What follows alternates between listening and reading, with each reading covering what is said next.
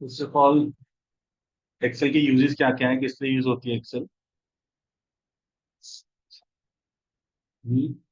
Hello. Excel के क्या uses हैं?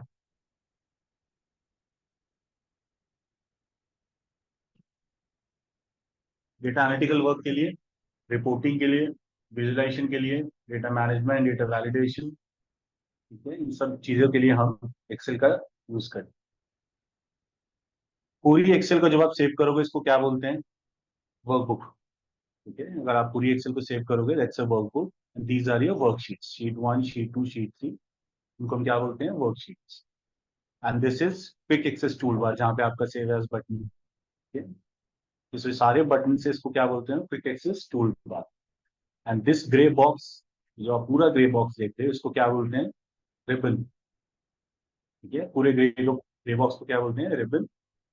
ये जो है दिस इज नेम बॉक्स, और ये फॉर्मूला बार है। ABCD, ये सब क्या है? Columns. 1 2 3 4, these are your rows. This is vertical scroll bar, this is horizontal scroll bar, and this is zoom bar. ठीक है।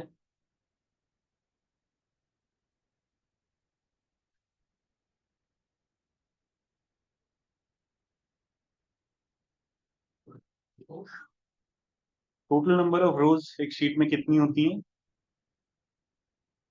1,48,576 रोज एक शीट में होती है। यानी 10,48,576 रोज, इससे ज्यादा एक शीट में नहीं आ सकती। अगर आपको लास्ट रो में जाना है तो क्या करेंगे? कंट्रोल और डाउनवर्ड एरो अगर हम सेट करेंगे तो आप देख सकते हैं यहाँ पे 10,48,576, ये आपकी लास्ट रो है। ठीक है, टॉप पे जाना है तो कंट्रोल पेज अप, ये control upward arrow.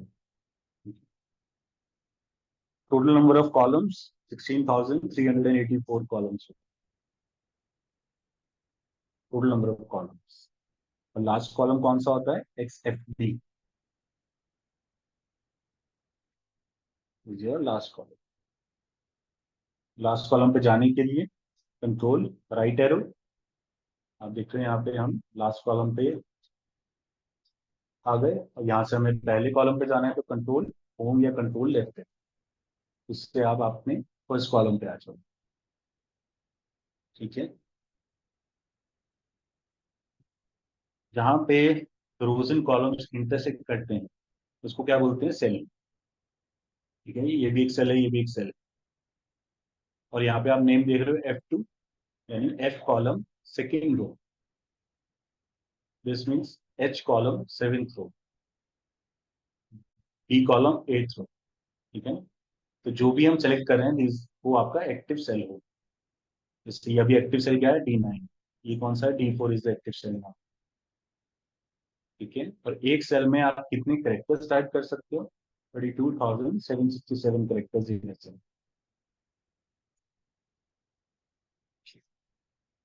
Characters means एक सेल में आप लाइक दिस कितने करेक्टर्स आप टाइप कर सकते हो? एक सेल में आप कर सकते हो 32,767 करेक्टर्स। ठीक है, यहाँ तक।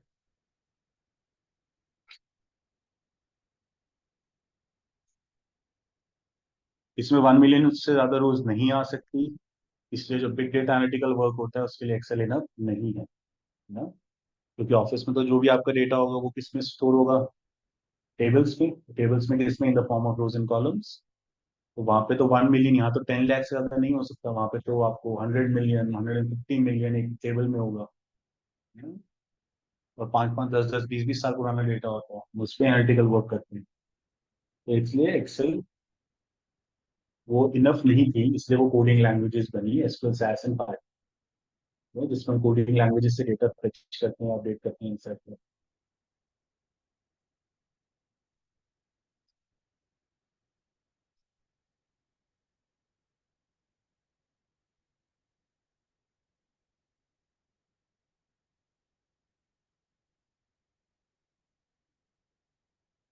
सपोज आपके पास कोई एक वैल्यू है 1, आपको इसको पूरी रो में 10 तक लाने, तो हम क्या कर सकते हैं, इसको यहाँ से सिलेक्ट करके या तो ड्रैग कर दो, अगर साथ ही में इसके कोई कॉलम होगा तो उसको आप डबल क्लिक भी कर सकते हो।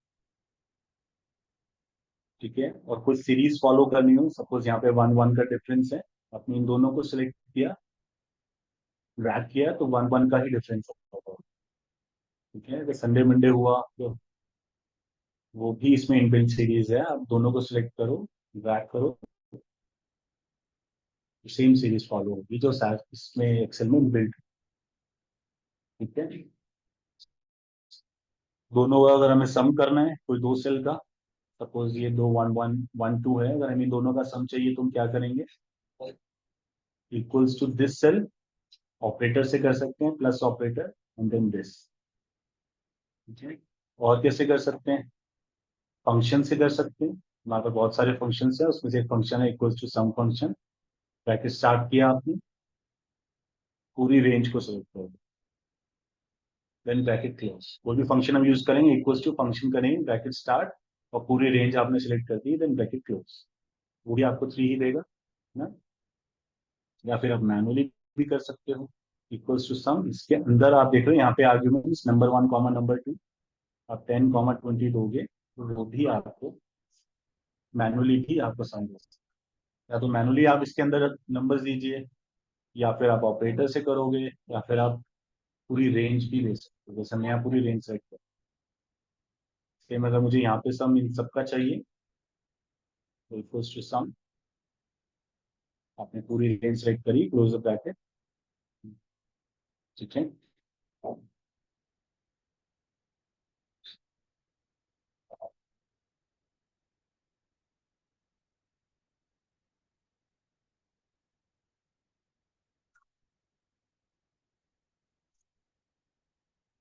कोई है जो ऑलरेडी एग्जिस्टिंग सास पे वर्क, इस पे एक्सेल पे वर्क करता हो ऑफिस में, फिर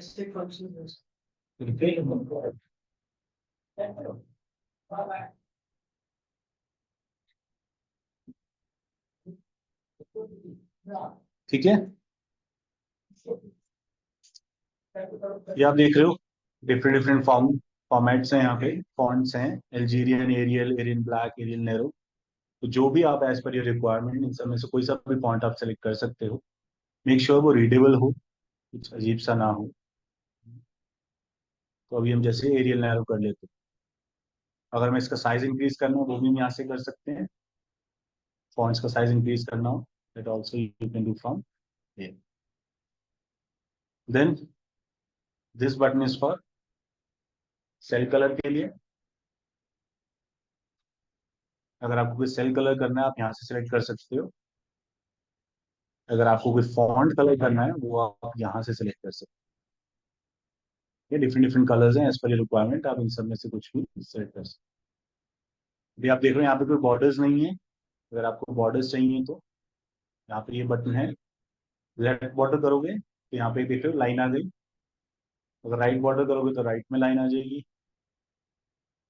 ठीक है, अगर आप ऑल बॉर्डर्स करोगे पूरे डेटा पे आपको लाइंस शो हो जाएंगे ऐसे।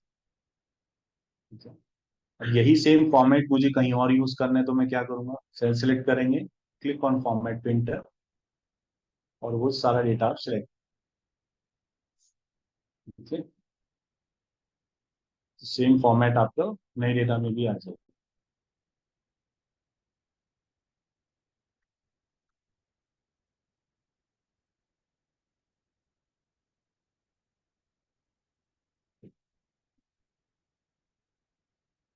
अगर आपको कोई नई शीट इंसर्ट करनी है तो कैसे करेंगे, राइट क्लिक करेंगे, यहाँ पे क्लिक इंसर्ट, वर्कशीट पे क्लिक करेंगे, देन ओके। तो आप देख रहे हैं यहाँ पे शीट 4 एक न्यू आ गई, आप इसको ड्रैग करके क्लास में भी ला सकते हैं, और शीट 1 को आप यहाँ से रीनेम भी कर सकते हो, यहाँ ले लेते हैं Y8 ट्रेनिंग। ठीक है, यहाँ पे अगर आप इसको कलर करना है तो वो भी आप टैप कलर कर सकते हो, येलो या कोई और कलर जो भी आपको चाहिए, है ना। अब यही सेम शीट मुझे एक और बनानी है, यहाँ तो हमने न्यू बनाई, लेकिन यही सेम शीट हमें सेम टू सेम ऐसे एक और बनानी है, तो हम क्या करेंगे, मूवर कॉपी, इसी को सेलेक्ट करते हैं वाई ट्रेनिंग को, then create a copy. Okay, तो नीचे आप देख रहे हो वाई ट्रेनिंग टू और वाई ट्रेनिंग, ये आपकी सेम कॉपी क्रिएट हो गई है। बाद में if you want to rename, आप इसको यहाँ पे रीनेम कर सकते हो जो भी आपको करना है। ठीक है, को डिलीट करनी है तो राइट क्लिक करके यहाँ से delete।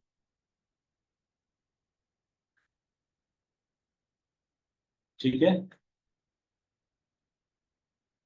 अगर आपको कोई आपको अपनी शीट प्रोटेक्ट करनी है, सपोज आपने अपने क्लाइंट को या टीम मेंबर्स को किसी को भेजी, और आप यहाँ पे जो ये सारे ऑप्शंस आपको इनेबल दिख रहे हैं ना, इंसर्ट, डिलीट, क्लियर कंटेंट्स, यहाँ पे भी आपको ये सब दिख रहा है। आप चाहते हो कि इनमें से जो आपके टीममेट्स हैं वो सिर्फ एक कॉलम इंसर्ट कर पाए, बाकी कुछ ना कर पाए, तो आप इसको यहाँ पे प्रोटेक्ट कर दोगे।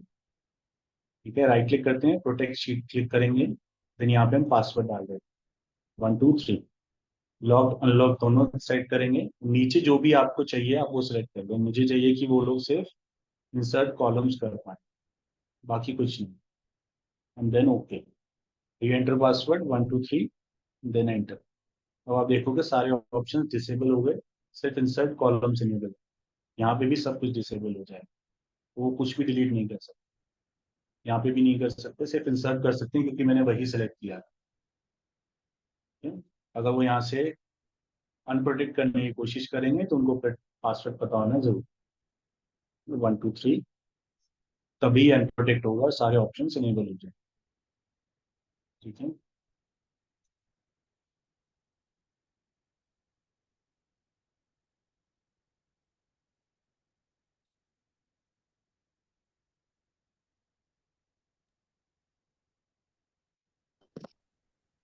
सर इसमें डेटा ही प्रोटेक्ट कर सकते हैं?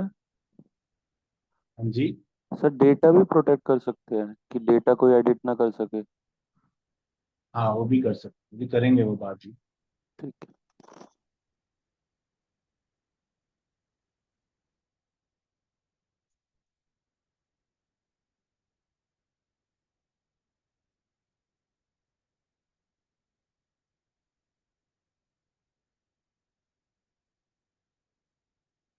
ठीक है, आपको कोई कॉलम इंसर्ट करना है तो राइट क्लिक करके यहाँ से भी इंसर्ट कर सकते हो, लेफ्ट में कॉलम इंसर्ट हो जाएगा। रो इंसर्ट करनी है तो राइट क्लिक करके इंसर्ट, कोई भी रो इंसर्ट हो जाएगी।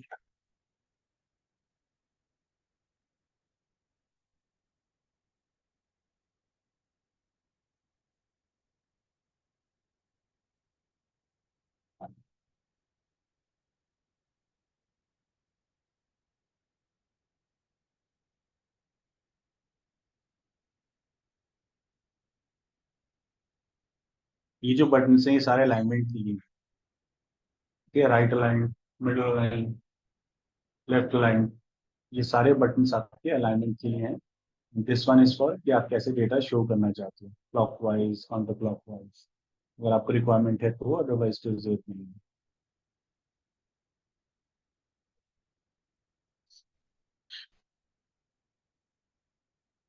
दिस मर्जन सेंटर ये क्या करेगा, दोनों सेल्स को मर्ज कर देगा and will keep the upper left most data on. जो अपर लेफ्ट डेटा होगा वही रखेगा, बाकी दोनों सेल्स को मर्ज करेगा।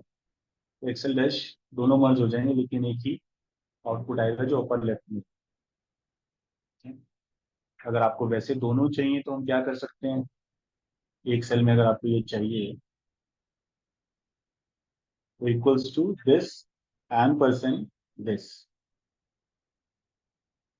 ठीक है, इसको बोलते हैं एम परसेंट, ये एंड नहीं है। या तो कॉन्कैटिनेट ऑपरेटर बोलो या एम परसेंट बोलो, ANDER SAND। ठीक है, दोनों को आपने कॉन्कैटिनेट कर दिया। इसी के बीच में अगर स्पेस चाहिए तो ऐसे कोट्स डाल देंगे हम, है ना। पहला सेल सेलेक्ट किया G5 एम परसेंट, दोनों कोट्स डालें, space, then again ampersand, then second cell, दोनों में आपका स्पेस आ जाएगा।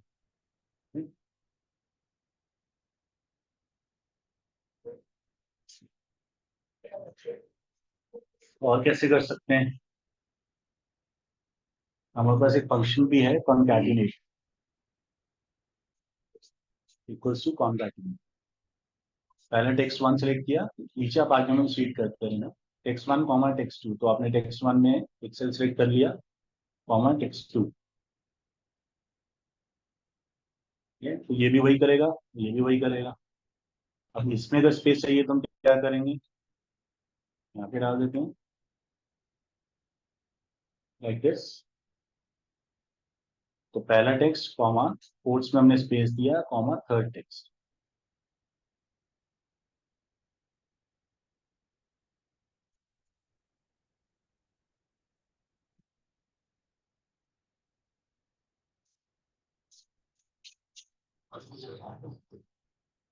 ठीक है।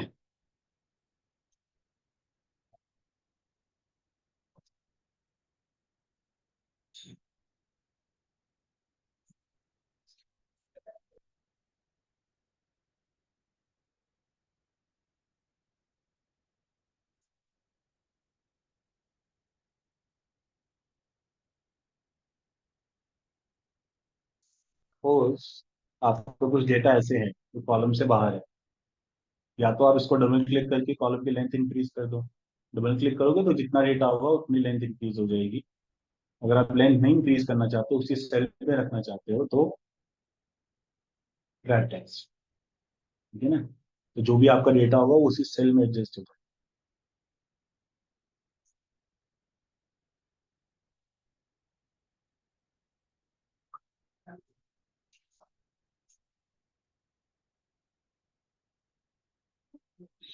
कॉलेज में भी कौन कौन है जो पढ़ रहा है कॉलेज में? कॉलेज में, कॉलेज पास हुए भी कितना टाइम हो गया, जो अभी रिसेंटली पास हुए 6 महीने या साल में, कॉलेज से पास होते हो आप भी?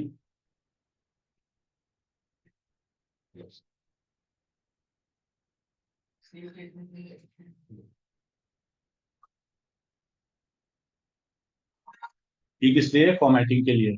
ठीक है, यहाँ पे suppose by default general formatting, अगर आपको कोई यहाँ पे दूसरा फॉर्मेट चाहिए, आपको सपोज नंबर्स चाहिए, will click on number format. अगर आपको करेंसी चाहिए, विल क्लिक ऑन करेंसी। कोई लॉन्ग डेट शॉर्ट डेट चाहिए या परसेंटेज में डेटा शो करना है, तो आप सारे यहाँ से फॉर्मेट्स सेलेक्ट कर सकते हो। इसके अलावा और भी हमारे पास फॉर्मेट्स हैं, मोर नंबर फॉर्मेट्स में। ठीक है, नंबर्स में यू हैव दिस। अगर आपको कुछ डेटा ऐसा शो करना है जो माइनस में या फिर पॉजिटिव में शो करना है, तो आप यहाँ से सेलेक्ट कर सकते हो। कोई डिफरेंट डिफरेंट करेंसी है, जो उनसे आपको करेंसी चाहिए वो भी आप यहाँ से सेलेक्ट कर सकते हो। सपोज हम ऑस्ट्रेलियन डॉलर ले लेते हैं, up to 2 decimal places, this is for 2 decimal place. तो आपका डेटा जो है वो डॉलर्स में हो जाएगा अप टू 2 डेसिमल प्लेस। ठीक है, आप यहाँ पे सेलेक्ट करोगे तो ऊपर यहाँ पे करेंसी शो होगा। ठीक है, अगर आपको जो सा आपको फॉर्मेट चाहिए वो अकाउंटिंग में, डेट्स में हमारे पास डिफरेंट डिफरेंट फॉर्मेट्स हैं। जिस तरह से आप डेट शो करना चाहते हो वहाँ यहाँ से सेलेक्ट कर सकते हो। ठीक है, तो 1 कौन सा फॉर्मेट होगा आपका? नंबर।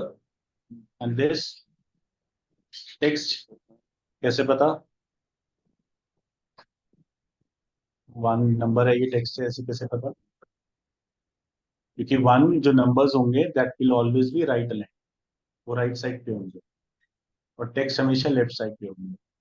ठीक है, अगर यहाँ पे मैं ए डाल दूंगा तो ये भी लेफ्ट हो जाएगा। Now this is also text. I did my bachelor's in mechanical engineering. After that, I have been working with Life Circle Infomedia from last 3 years as a data analyst. English And समझ नहीं आ रहा है अगर आप नीचे कुछ कह रहे हैं तो। yes, ma'am. In data analyst, I'm using some tools like SQL, Power BI, Excel, Tableau, and हाँ जी, basically managing the team, interacting with the clients. These are some of my work. I'm voice is very, आप type कर सकते हैं क्या just question? He's probably talking to someone else. 29. Mukesh किसी और से बात कर रहे हो? चलो ठीक है, फॉर्मेट क्लियर है। फॉर्मेटिंग की जरूरत क्यों पड़ती है? सपोज यहाँ पे एक नंबर है और एक टेक्स्ट है, आप इन दोनों को ऐड कर सकते हो, दिस प्लस दिस।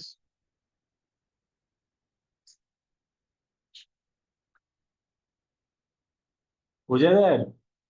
नहीं होगा ना, नहीं। क्योंकि एक नंबर है और एक टेक्स्ट एरर आ जाएगा।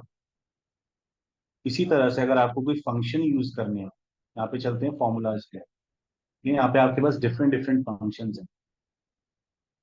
Financial functions, logical functions, text functions, date functions, lookup functions, math function, वो फंक्शन सारे आने जरूरी नहीं है।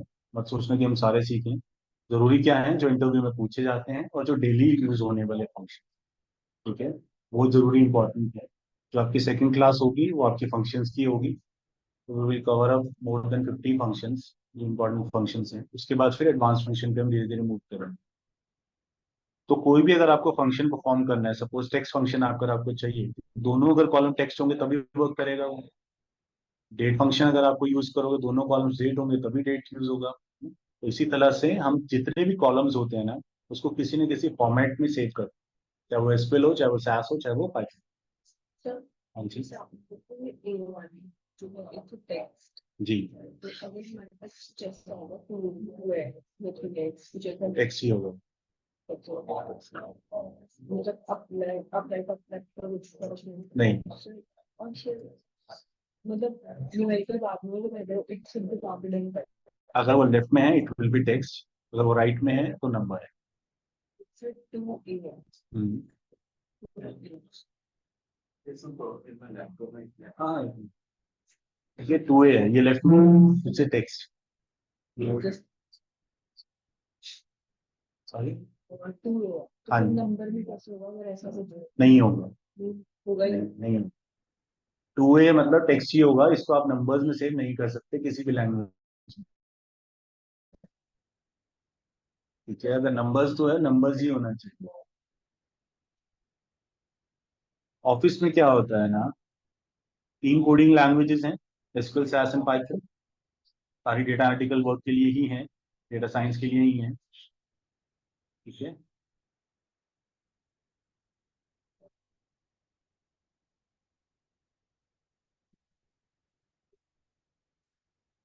तो जो भी आपका डेटा सेव होता है, किसमें सेव होता है, टेबल्स में।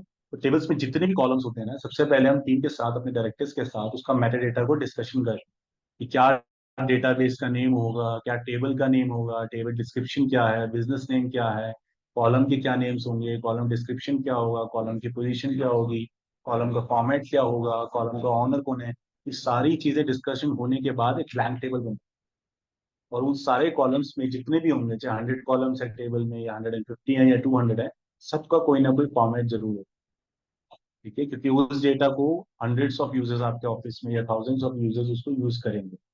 अगर उन्हें कोई दो डेट्स के बीच में डिफरेंस चाहिए, तो बेटर यही है कि वो कॉलम दोनों डेट्स की ही हो। अगर स्ट्रिंग होंगे तो उन्हें फिर टेक्स्ट फंक्शन से फेच करना पड़ेगा कोई और तरीके से, उसमें चांसेस हैं कि गलत हो जाए। तो इसलिए हम पहले जो मेटा डेटा सेव करते हैं उसमें सारे ही फॉर्मेटिंग का ध्यान रखते हैं, और उसकी लेंथ तक डिसाइड करते हैं कि किस कॉलम की क्या लेंथ होनी चाहिए। अगर 10 है तो 10 ही है, 15 है कॉलम की लेंथ तो 15 से ज्यादा करेक्टर्स नहीं आने चाहिए। तो जनरल में सब दिन जो होगा तो वो लाइक करें। बाय डिफॉल्ट जनरल में ही आएगा सर।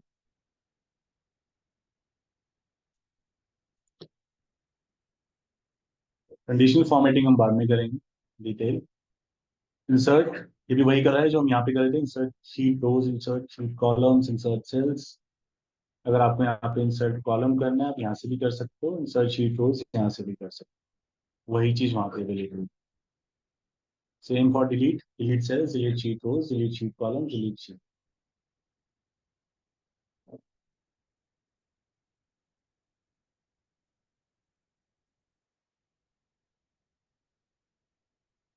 इन सब का मुझे सम करना है, लेकिन ऑटो सम, अपने आप। तो मैंने पूरा डेटा सेलेक्ट किया, यहाँ पे क्लिक कर दिया ऑटो सम। तो यहाँ पे जो 55 आया, आप इसे डबल क्लिक करोगे तो ये सम फंक्शन ही इसने यूज किया बैकएंड पे, और आपको ऑटोमेटिक सम दे देगा।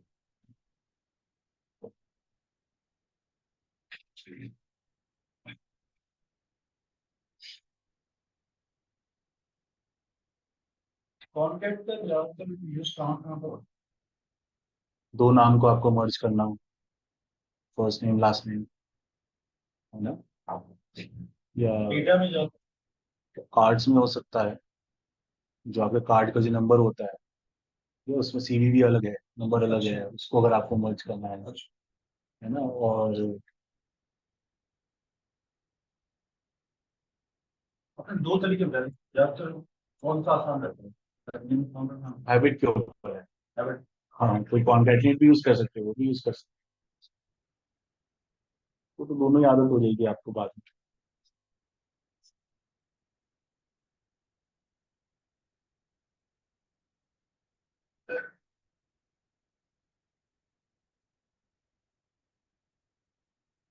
और स्प्लिट करना, ऐसे कोई करना, टेक्स्ट स्प्लिट से हो जाएगा। टेक्स्ट।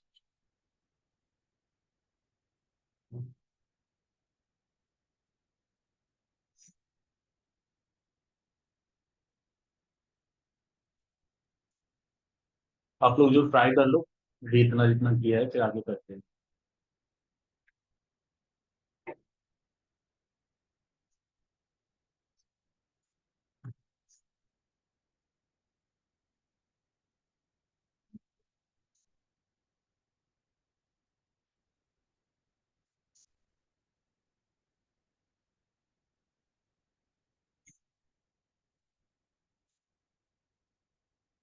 जी मत। हाँ,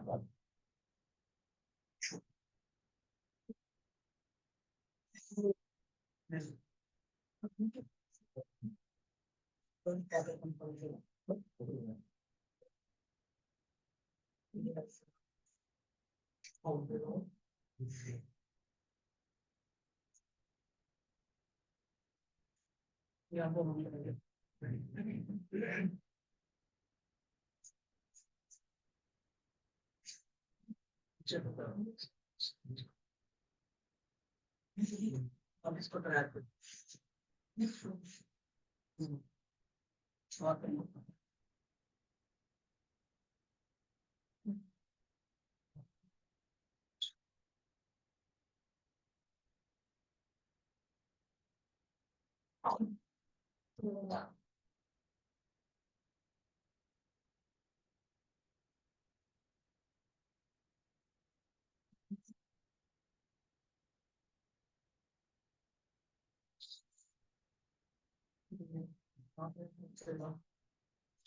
हाँ, ये सिलेक्टेड है, टॉप परसेंटेज ऐसा मान लो इसमें एक तुम कैलकुलेट है, कुछ भी डाल दे।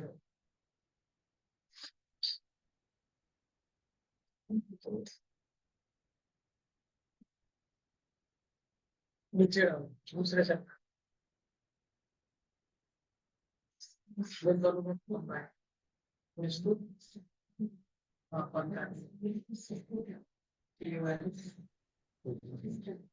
कॉम्प्लेक्स के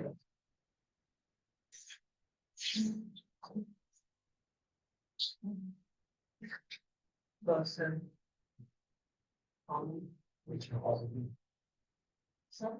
जी, हाँ इसको क्लोज कर दो।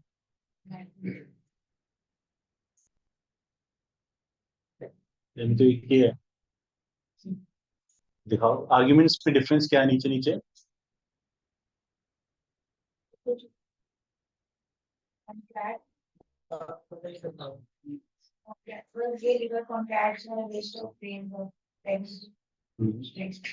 और दूसरे में Join several extremes into one text. दोनों से करना आउटपुट सेम आ रहा है, एक वेरीफाई।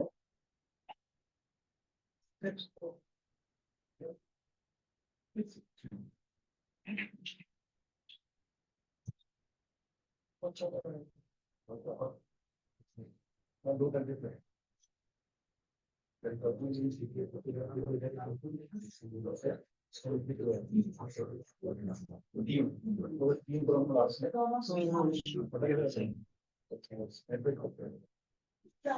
न्यू वर्जन आप यूज कर रहे होगे ना।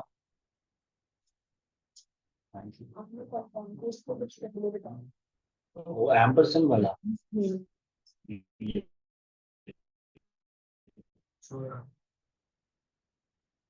हाँ ये भी वही करेगा, दोनों को मर्ज ही करेगा। ये भारत के बहुत सारे बहुत सारे मुझे मैं भी और यहाँ पे भी कुछ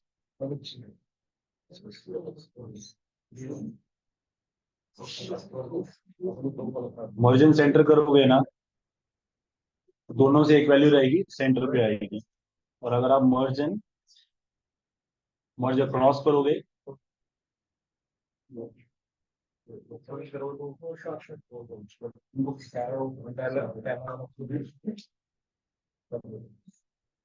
डेफिनेशन दे, merge each row of the selected cells into a larger cell.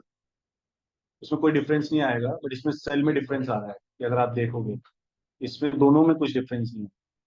Merge across में डेटा आउटपुट वही रहेगा। अगर यहाँ पे एबीसी कुछ डालोगे, इन तीनों को भी आप करोगे मर्ज अक्रॉस।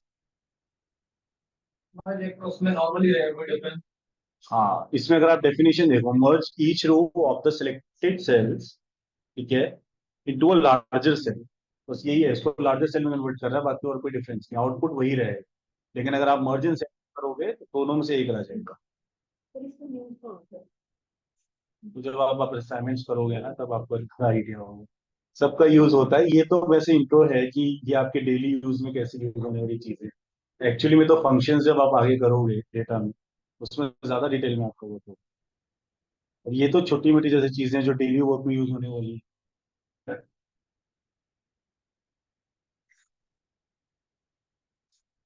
और कौन से ऑर्डर फंक्शंस है आपके पास? सम, एवरेज, काउंट, मैक्सिमम, मिनिमम।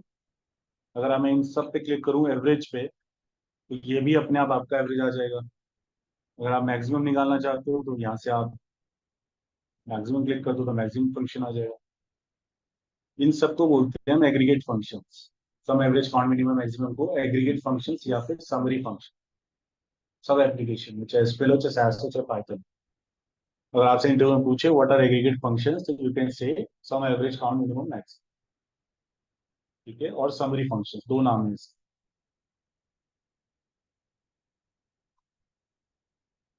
ठीक है, this one sort and filter के लिए। फिल्टर पे क्लिक करते हैं तो आप देखोगे यहाँ पे आपको ड्रॉप डाउन बटन शो हो गए, सारी वैल्यूज शो हो गई। सपोज मुझे यहाँ पे सिर्फ 3 और 4 चाहिए, तो मैं 3 और 4 सेलेक्ट करूंगा। बाकी मेरे पास कुछ नहीं आएगा क्योंकि मैंने सब फिल्टर आउट कर दिया। सारा चाहिए तो सेलेक्ट ऑल, तो सारा डेटा आ गया। Second, number filters. Suppose greater than, अगर आपको कोई वैल्यू चाहिए ग्रेटर देन 5, ठीक है, इस ग्रेटर देन 5, तो 5 से बड़ा जो डेटा होगा वो सारा आपका फिल्टर हो जाएगा। Same we have for less than, equals to, does not equals to. ये लेस देन लोगे, लेस देन 6 ले लो, तो 6 से बिलो जो डेटा होगा वो सारा आपका फिल्टर हो जाएगा। राइट, इसी तरह से बिटवीन है, तो दो वैल्यूज के बीच में, सपोज 3 और 7 आपने लिया, तो उन दोनों के बीच का डेटा आपको फिल्टर हो जाएगा। ये सारे ऑपरेटर्स हैं जो आप एक्सक्यूएल में भी आगे जाके पढ़ोगे, अबव एवरेज, बिलो एवरेज, ये सारे आप फिल्टर्स यहाँ से कर सकते हैं। अगर आप यहीं से सॉर्ट करना चाहते हो, ये स्मॉलेस्ट टू लार्जेस्ट है। अगर मैं इसको पहले स्मॉलेस्ट टू लार्जेस्ट कर देता हूँ, अब ये स्मॉलेस्ट टू लार्जेस्ट है। अगर these are the functions, remove this, 3 4 5 6 7 9 10।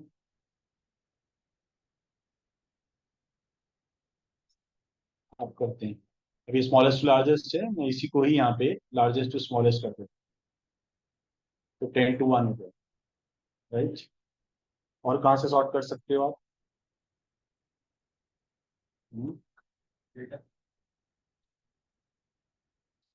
Data में ये A to Z और Z to A है, ये भी वही करेगा आपको। अभी ये असेंडिंग टू डिसेंडिंग है, Z to A करोगे तो डिसेंडिंग टू असेंडिंग में जाए। और अगर आपको किसी कलर से सॉर्ट करना है तो वो भी आप कर सकते हो, येलो एंड देन रेड। यहाँ क्लिक करते हैं, सॉर्ट बाय कलर। मुझे येलो टॉप पे चाहिए, मैंने येलो सेलेक्ट किया। अगर मुझे यहाँ पे रेड चाहिए टॉप पे, filter by colour, sort by colour, तो आप रेड सेलेक्ट कर दो। ठीक है, एडवांस सॉर्टिंग भी है, वो हम बाद में करेंगे। ठीक है, जिसमें हम वैल्यू से भी सॉर्ट करते हैं, सेल कलर से भी, फॉन्ट कलर से भी सेलेक्ट, वो भी हम करेंगे।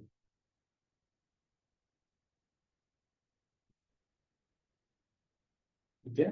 फिल्टर भी अगर आप करना चाहो तो यहाँ से फिल्टर बाय कलर भी कर सकते हो, अगर आपको सिर्फ रेड फिल्टर आउट करना है या येलो फिल्टर आउट करना है, that also you can do it now. ठीक है।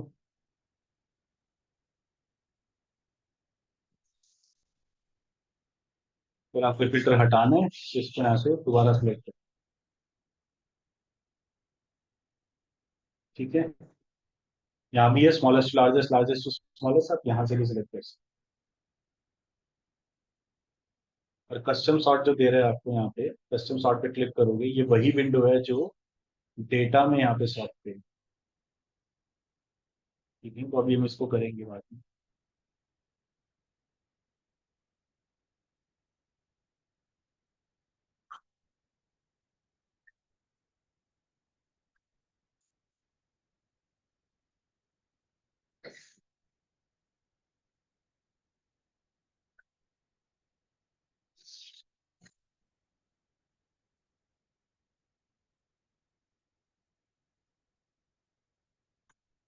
आपको खुद ये बताया था ना वो काम लोन कैसे आता है, क्या करते हैं, सब बताया था उन्होंने फर्स्ट क्लास में सर्वर्स के बारे में। सर्विस के बारे में और नहीं, ओवर डिस्कशन सर्वर्स, डेटाबेस, वो सब नहीं बताया। नहीं।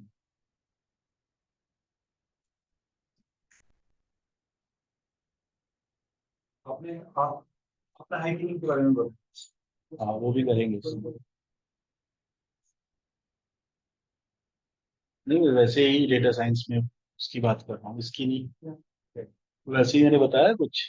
हाँ बट टैबलो में बताया तो इसमें टैबलो में बताया कि हम डेटा को कैसे लिंक करते हैं। हमारे पास जो एक्शन डेटा है वो उसको टैबलो के साथ लिंक करते हैं, उसको कैसे सॉर्ट करते हैं, फिर डायमेंशन मेजर्स उस तरीके से सेग्रीगेशन, हमें किसी रिपोर्टिंग बताते हैं कोई प्रोडक्ट हमारा किस कब बिक रहा है, क्या सीजनैलिटी है। नहीं नहीं, मैं फर्स्ट क्लास में पूछ रहा हूँ, नहीं नहीं इसमें ऐसा कुछ नहीं है।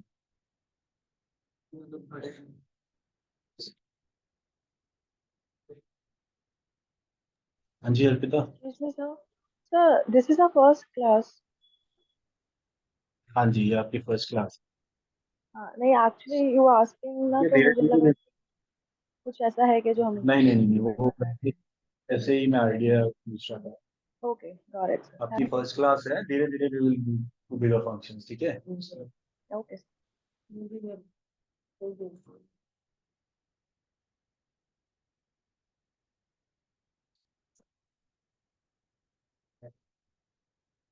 सभी की फर्स्ट क्लास ही का है, डोंट वरी। ठीक है, कुछ मिस नहीं हुआ है, इसलिए मैं स्टार्टिंग से ये बता रहा हूँ। सेकंड क्लास फंक्शंस की होगी आप, तो थर्ड में आपका VLOOKUPs वगैरह स्टार्ट हो जाएंगे।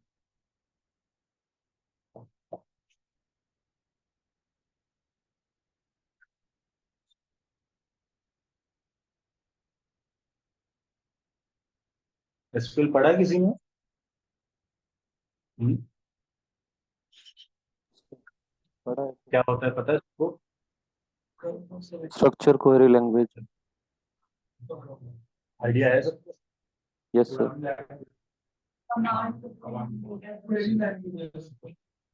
हम्म, तो वो क्या होता है ना ऑफिस में, ये पता होना बहुत जरूरी है।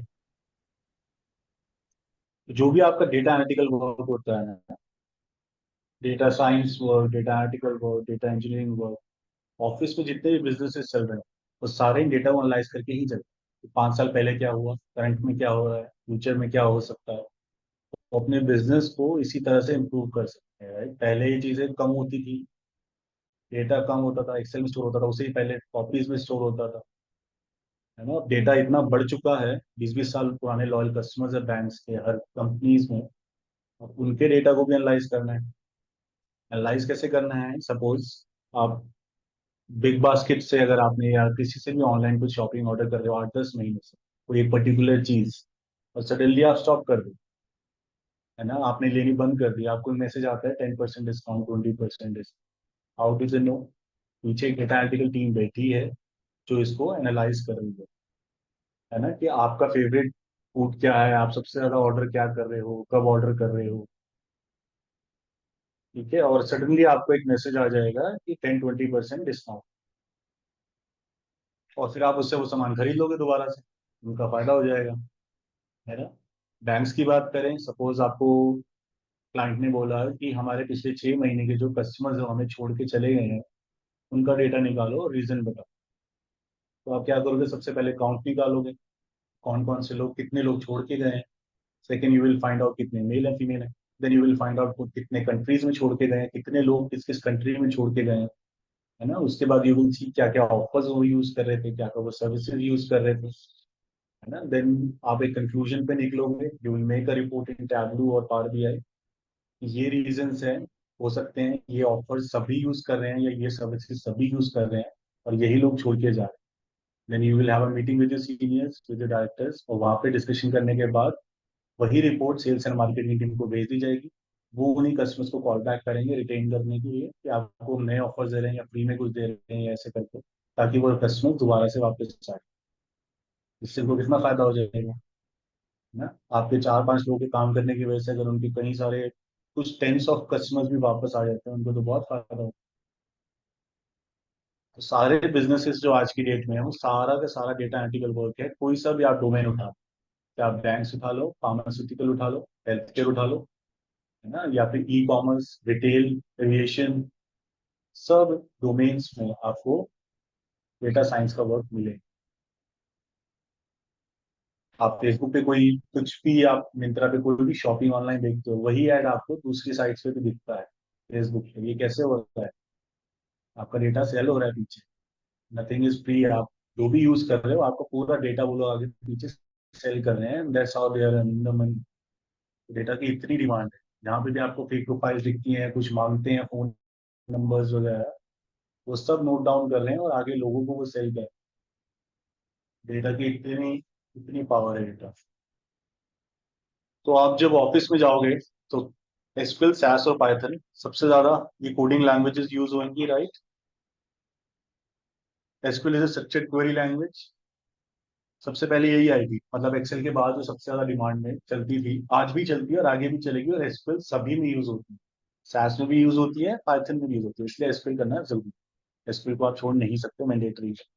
SAS statistical analysis system. कोई भी आपको स्टेटिस्टिकल वर्क करना है या फिर स्टेटिस्टिकल एनालिटिकल वर्क करना है, उसके लिए हम SAS का यूज करते हैं। दो, इसमें आप डेटा रिपोर्टिंग भी कर सकते हो, विजुअलाइजेशन भी कर सकते हो, मशीन लर्निंग भी कर सकते हो। जो भी एसक्यूएल का काम है वो भी आप ऑब्वियसली SAS में कर सकते हो। तो ये एक पावरफुल टूल है, लेकिन इसको कंपनीज को चलाने के लिए कॉस्ट है। कंपनीज को इसके लिए लाइसेंस लेना पड़ता है, हर साल रिन्यू करवाना पड़ता है, which is a bit costly. और ये सबसे ज्यादा यूज होता है बैंक, फार्मास्यूटिकल कंपनीज और हेल्थ केयर डोमेन, जहाँ पे स्टेटिस्टिकल एनालिटिकल वर्क ज्यादा है, इसलिए they prefer this application. Python is object oriented programming language which is free of cost, इसके लिए कोई लाइसेंस की जरूरत नहीं है। And this is a bit faster than SAS, इससे फास्टर भी है। इसका एग्जीक्यूशन टाइम अगर आप कोड कर देखोगे, ये थोड़ा फास्ट है। और अगर जो पाइथन यूज कर रहे हैं उनके पास फिर उन कंपनीज के लिए आ गया, अगर उन्हें दे टू बिग डेटा या क्लाउड कंप्यूटिंग जहाँ भी वो जाना चाहते हैं, तो उनके वो डोर्स भी ओपन हो। That's why companies prefer Python. Opportunity सभी में है, और सभी अगर स्किल सेट हो तो बहुत ही अच्छा रहता है, क्योंकि पैकेज भी अच्छा लगेगा आपका, है ना। डेटा साइंस आप लोग क्यों आने चाहे, मतलब कि पैसा मिल रहा था या कोई इंटरेस्ट था सब। पैसे मिल रहे थे ना, नहीं 15 लाख, 20 लाख, 25 लाख नहीं चाहिए। आगे बात करो ना, एनालिटिकल है मतलब मतलब यही सोच के एंटर करें ना, हर कोई यही सोचता है। नहीं, कुछ इट्स हाईएस्ट पेइंग जॉब है इस time US, is the highest paying job in US. आप यूएस में अगर वर्किंग हो, आप BMW भी ले सकते हो अगर आप डेटा साइंस में हो, क्योंकि वहाँ कार भी इतनी मतलब कॉस्टली नहीं है और आपकी अर्निंग्स भी वहाँ पे ज्यादा है। और यहाँ पे भी obviously you can easily buy flat आराम से थोड़ा टाइम। तो हाईएस्ट पेइंग जॉब है, गुड गुड प्रोफाइल, आप इसी में ही अपना बढ़िया आगे देखो। अब बात करते हैं कि ऑफिस में कैसे वर्क होता है, ठीक है। ऑफिस में 3 तरह के सर्वर्स होते हैं, ठीक है। Production servers, copy of production, and then the testing server. अभी सर्वर्स क्या है, तो जो भी आपका जितना भी डेटा है ऑफिस का, जितनी भी फाइल्स हैं, वो सब इन सर्वर्स पे स्टोर होंगे, ठीक है। सर्वर्स के नेम भी ऐसे होते हैं, हर कंपनी का अपना सर्वर नेम है। मेरे इस पे मत जाना कि रटना मत, इसे समझाने के लिए अपनी मर्जी से मैं कोई नाम बना रहा हूँ। मैं यहाँ के लिए बना लेते हैं, सपोज अगर मुझे SaaS के लिए सर्वर को बनाना है, मैंने ले लिया sasgrid.ya.com या sastest.ya.com, लास्ट में कंपनी का नेम है, ठीक है। इनको हम होस्ट नेम्स भी बोलते हैं, ठीक है। और कंपनीज में इसको कॉल आउट कैसे किया जाता है, लाइक environment 3, environment 2, environment 1, ठीक है। या फिर कुछ भी नाम दे सकते हैं, like they would be calling with platinum, gold, silver. और ये नाम भी हर कंपनी का अलग होता है। अब ये मत कहना सर आज तक हमने गोल्ड नहीं सुना कहीं। मैं वैसे ही नाम बता रहा हूँ, कुछ भी नाम वो अपनी मर्जी से दे सकते हैं, ठीक है। तो 3 सर्वर्स होंगे। जो भी आपका ऑफिस का डेटा होगा, जितनी भी ऑफिस की फाइल्स हैं, जो इम्पोर्टेंट डेटा है 10 साल पुराना, 20 साल पुराना, जो टेबल्स में स्टोर है, वो सारा इस सर्वर पे स्टोर, प्रोडक्शन सर्वर, ठीक है। Which is reliable data. इसमें आप इंसर्ट नहीं कर सकते खुद से, अपडेट नहीं कर सकते खुद से, डिलीट नहीं कर सकते खुद से, सिर्फ इसमें से फेच कर सकते हो डेटा।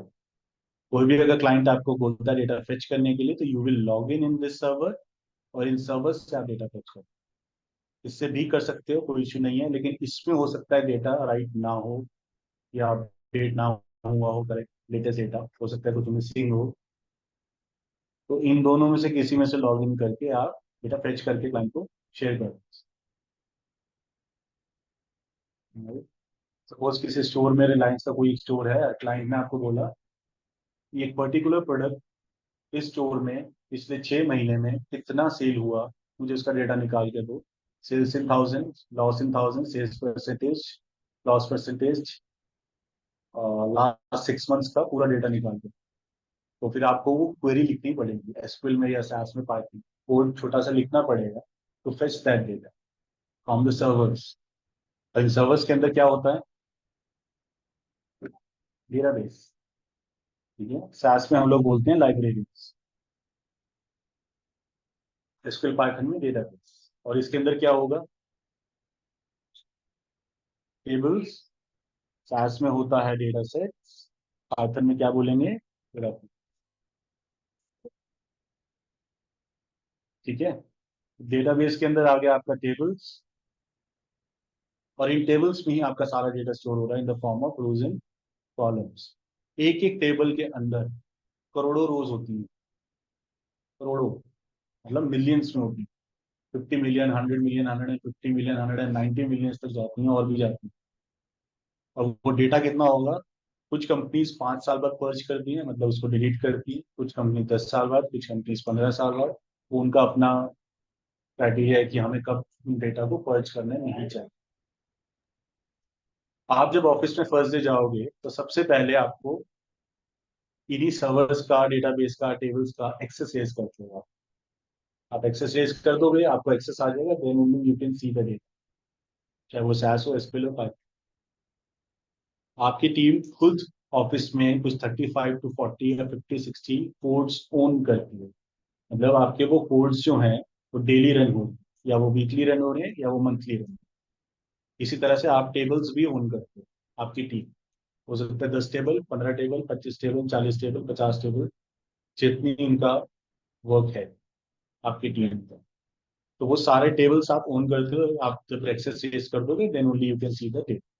कोडिंग की अगर बात करें, 200 लाइन की भी होती है, 2000 लाइन का भी एक कोड होता है, और 4000 लाइन का भी एक कोड हो सकता है। एक कोड को रन होने में 2 घंटे भी लग सकते हैं, 24 घंटे भी लग सकते हैं, 40 घंटे भी लग सकते हैं, एक कोड को रन होने, यानी वो 30 घंटे से 40 घंटे से चल ही रहा है, ठीक है ना।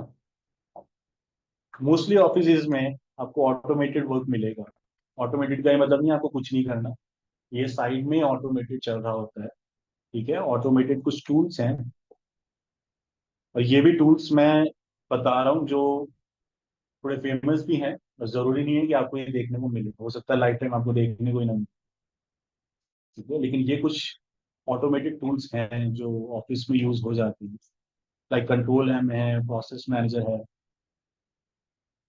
और मोस्टली कंपनीज के इंटरनल टूल्स भी होते हैं। इन टूल्स में हम क्या करते हैं, ये टूल सीखने की जरूरत नहीं है, कोई आपसे इंटरव्यू में नहीं पूछेगा कौन से टूल, कौन से टूल। डोंट नॉट वरी, ये आपको सिर्फ इंडस्ट्री एक्सपीरियंस का बता रहा हूँ कि कैसे वर्क होता है।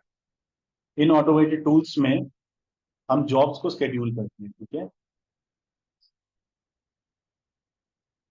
जॉब्स को स्केड्यूल किया, one job means one code, एक जॉब का मतलब है एक कोड। इसके अंदर क्या होगा, कोड का पाथ दोगे, एक लॉग का पाथ दोगे। ये दोनों पाथ मतलब कहाँ पे होंगे, ये प्रोडक्शन सर्वर्स के लोकेशन होंगी जहाँ पे आपके पाइथन के स्क्रिप्ट्स के कोड्स पड़े होंगे, ठीक है। तो पाइथन की आपकी फाइल कैसी हो जाएगी, .py फाइल, सैस की हो जाएगी .sas फाइल। तो आपने सपोज आपकी एक लोकेशन बना लेते हैं हम, कुछ ऐसी ID, suppose home, suppose YA/SAS, ठीक है। इसी में आपकी कुछ कोड्स पड़े होंगे। अब इस लोकेशन को आप कोड पाथ को इन ऑटोमेटेड टूल्स में पास करते हैं, means you will provide this path in these tools. और उसमें आप एक शेड्यूलिंग टाइम डाल देते हो कि मंडे सुबह 8 बजे ये हमेशा रन हो जाए, या डेली मॉर्निंग 8 बजे ये रन। तो आप चाहे लॉग इन हो या नहीं हो, ये ऑटोमेटेड टूल्स अपने आप ही उस टाइम पे जो आपने शेड्यूल किया है इस लोकेशन से ये पाइथन और सैस के स्क्रिप्ट्स को पिक करता है और रन करना शुरू करता है। अब वो चलता रहेगा 4 घंटे, 8 घंटे, या 15 घंटे, या 20 घंटे। अगर उनके लिए जरूरी हुआ डेटा बहुत, बहुत जल्दी चाहिए तो नाइट की शिफ्ट भी होती है, जो यूएस के लोग करते हैं, मोस्टली तो वही के लोग होंगे। लेकिन अगर उनके पास नहीं है तो आपके में कोई ना कोई टीम का मेंबर नाइट शिफ्ट करेगा। डोंट वरी, ऐसा हर जगह नहीं होता, डरना मत। कहीं गौसर वगैरह तो नाइट शिफ्ट होती है, ऐसा कुछ जगहों पे रेयरली हो जाता है, ठीक है। ये सभी में ऐसे ही वर्क हो, चाहे SaaS हो, चाहे SQL हो, चाहे Python। ये इंडस्ट्री एक्सपीरियंस मैं बता रहा हूँ, किसी टूल का एक्सपीरियंस नहीं बता रहा। डेटा एनालिटिकल वर्क में, डेटा साइंस में क्या आपको देखने को वहां पे मिलेगा जब आप कोर्स से जाओ, ठीक है। तो जाते ही सबसे पहले आपको कोड शेयर कर दिए जाएंगे, ये सब चीजें बता दी जाएंगी, इन सबका एक्सेस शेयर कर दोगे, ठीक है। जब कोड शेयर होंगे, कौन से, जैसे आपकी टीम 35 to 40 कोड्स ओन करती है, वो आपको शेयर कर दिए जाएंगे कि आप इनको एनालाइज करो। हफ्ते 10 दिन का आपको टाइम दिया, 2 हफ्ते या 20 दिन का टाइम दिया, आप उनको एनालाइज करोगे। एनालाइज जब कर लोगे तब आपको काम मिलना शुरू हो जाएगा कि अगर इनमें कुछ एरर आता है प्रोडक्शन कोड्स में, तो आपको वो एरर डिबग करके इसको दोबारा से रन। मान लीजिए किसी वजह से कोड फट गया, कोई एरर आ गया, जो हम हिंदी में बोलते हैं फट गया, कोई इश्यू आता है, कोड एरर आउट होता है, तो आपको वो देखना है लॉग पाथ में जाके क्या एरर है, और उस एरर को रेक्टिफाई करके, चाहे कोड में चेंजेस करने हैं या फाइल में चेंजेस करने हैं, आप उसमें चेंजेस करके उस कोड को दोबारा से रन करोगे। एंड देन कोड एग्जीक्यूट होगा। हो सकता है आपकी टीम में कोई करे, हो सकता है टीम ही अलग, मॉनिटरिंग टीम अलग है जो देख रही है। बिग कंपनीज में टीम ही अलग होती है, मतलब उन्होंने एक सर्विस के लिए, एक मॉनिटरिंग के लिए टीम रखी होती है कि कोई भी जॉब एरर करता है तो वो आपको as a tech development team बताएगी, आपका कोड एरर करा है देख, तब आप उनको ठीक करोगे और फिर उनको बोलोगे कि जॉब को रीरन कर। मोस्टली ऐसे ही होता है, ठीक है। एरर डिबगिंग के बाद कोई नई रिक्वायरमेंट्स आ जाए, ठीक है। मान लीजिए आपका कोई एक टेबल है जिसके अंदर 200 कॉलम्स हैं, क्लाइंट ने बोला 4 नए कॉलम ऐड करने। अब आप क्या करोगे, इसी कोड को आप पिक करोगे, अपने टेस्टिंग सर्वर पे पेस्ट करोगे, वहां पे इन 4 नए कॉलम्स को फेच करोगे, फिर ज्वाइंस करोगे, सॉर्टिंग करोगे, डुप्लीकेट हटाओगे, जो भी करना है मैनिपुलेशन करके एट द एंड आप एक नया कोड तैयार करोगे। उस कोड को आप वैलिडेट करवाओगे क्लाइंट से, क्लाइंट मतलब डेटा को वैलिडेट करवाओगे क्लाइंट से कि डेटा ठीक है, कहेंगे ठीक है, तो आप ये नया कोड डिप्लॉय कर दोगे इस लोकेशन। यानी अब जो पाइथन में कोड रन हो रहा है उसमें 4 नए कॉलम एडेड हैं, नए वाली जो आएगी, नई रिक्वायरमेंट्स के साथ जो आएगा, ठीक है। हर कंपनी में डिप्लॉयमेंट प्रोसेस अलग होता है, उसको CI/CD डिप्लॉयमेंट होते हैं, कंटिन्यूस इंटीग्रेशन, कंटिन्यूस डिप्लॉयमेंट। हर कंपनी का अलग प्रोसेस होता है कि किस तरह से नए कोड्स को डिप्लॉय करें। आप कुछ भी बोल सकते हो कि किस तरह से आप डिप्लॉय, जो भी आप जानते हो, ठीक है। तो डेटा टेस्टिंग सर्वर से प्रोडक्शन सर्वर पे उसी को सीआई, यहाँ पे सिर्फ आप टेस्टिंग कर सकते हो। जैसे नए कॉलम आप बोल रहे थे ऐड किए हमने टेस्टिंग सर्वर पे, तो वो प्रोडक्शन सर्वर पे कैसे है? जो आपने टेस्ट कर लिया, ठीक है, आप उसको उसके डेटा को जो वैलिडेट करोगे ना, उसका जो डेटा सेट क्रिएट होगा, यानी ये जो टेबल आप क्रिएट होगा, ये आपकी ही लोकेशन पे होगा, आपके अपने डेटाबेस में क्रिएट होगा। ओके। तो यहाँ पे भी आप अपना डेटाबेस बना सकते हो, यहाँ पे भी आप अपना खुद का डेटाबेस बना सकते हो। सभी टीम को, हर एक मेंबर को ऐसी एक लोकेशन प्रोवाइड होती है, यहाँ पे आपकी आईडी आती है, own/id। वो एक लोकेशन पे आप अपना खुद का डेटाबेस बनाते हैं, वहां पे हम नया डेटा सेट बनाएंगे, नया टेबल्स ये सब बनाएंगे, और वो वाली लोकेशन हम क्लाइंट को शेयर कर देंगे वैलिडेशन को। वो जो वैलिडेट कर देंगे कि हाँ ये ठीक है डेटा, फिर नया कोड हम डिप्लॉय। ठीक है। मेरा क्वेश्चन था कि प्रोडक्शन सर्वर पे अगर 200 रो 200 कॉलम्स हैं तो 4 वो कॉलम्स पे कैसे ऐड होंगे?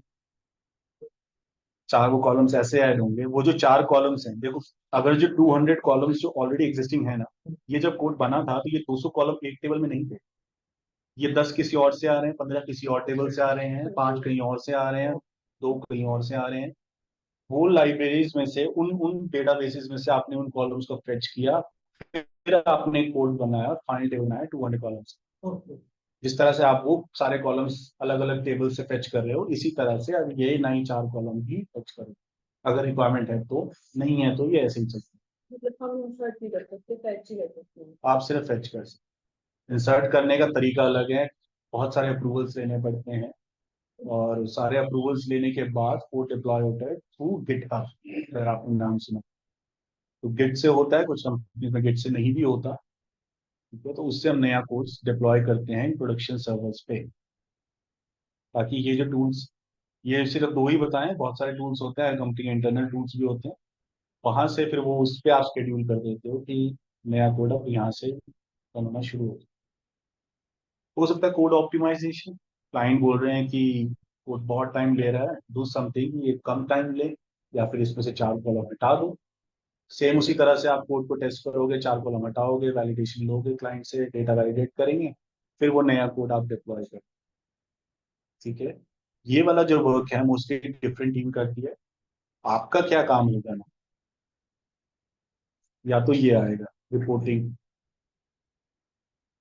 कुछ कोड्स बने बनाए हो सकते हैं, उसमें आपने चेंजेस करने हैं और डेली उसको रन करना है, wait for the output, share the report with the client.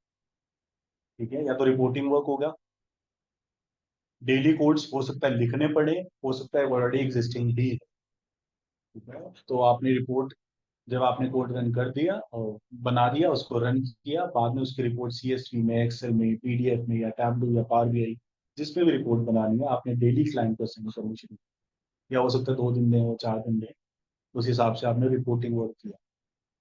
ठीक है।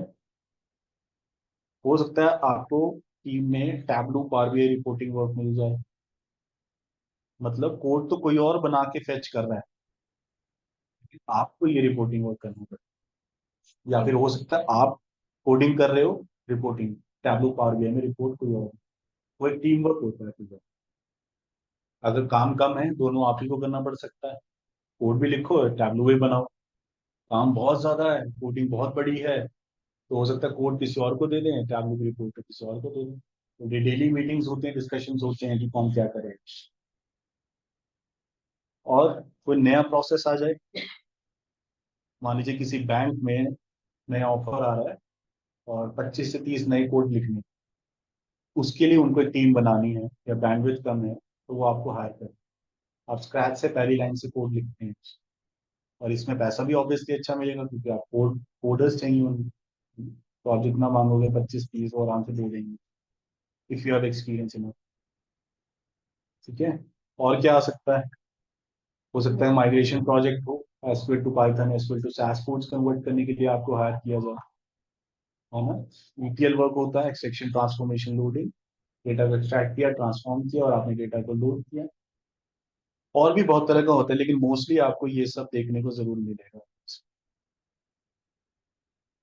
ठीक है ना।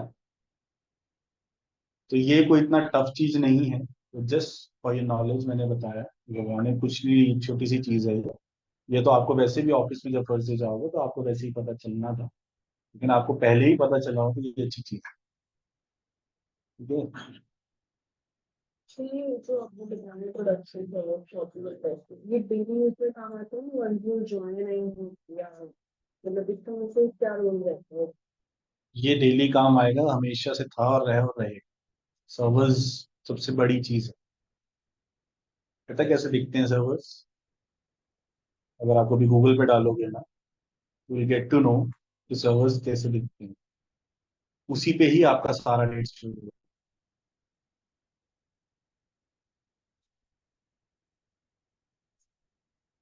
Like this. ये ऑफिस के अगर आप पीछे कुछ रूम में जाओगे ना, हो सकता है वहां पे हो। और पता नहीं कौन सी कंपनी थी वो जिनका समुद्र में था सब डेटा जिसमें वो सेव करते हैं, मुझे याद नहीं आएगा company. This is how the servers look like. मतलब ये तो बड़े बड़े होते हैं और इन सब पे आपका डेटा आपकी पूरी कंपनी का स्टोर होता तो ये हेड ऑफ द होता है है। ऑफिस में हो सकता है कुछ अलग ही बिल्डिंग हो, तो इस सब पे डेटा सेव होता है। फैक्ट करते हैं इसी में से फेच करो, दीज आर द सर्वर। इसको फेच करने के लिए ये नाम दिए गए होंगे। ये production server, copy of production, testing server, ठीक है, उसी के ये होस्ट नेम है। जब आपको अगर मान लीजिए क्लाइंट बोलता है प्रोडक्शन सर्वर से डेटा फेच कर दो, तो चाहे वो एसक्यूएल हो, चाहे वो सास हो, चाहे वो पाइथन हो, तीनों में ही इस होस्ट नेम को डालोगे आप।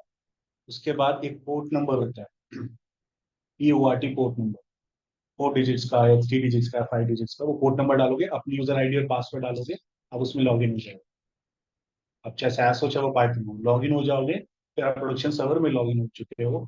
नाउ जो भी आपको डेटा दिख रहा है प्रोडक्शन सर्वर का, तो ऑब्वियसली आप प्रोडक्शन सर्वर में लॉग इन हो, आप जो भी फेच करोगे वो प्रोडक्शन सर्वर का डेटा है। आप इस सर्वर में लॉग इन करोगे तो आपको कॉपी ऑफ प्रोडक्शन मिलेगा, यानी इसकी मिरर इमेज होती है बैकअप के लिए। इसमें करोगे तो इसका सारा डेटा मिलेगा। डिफरेंट प्रोडक्शन कॉपी ये तो सबसे मेन चीज है।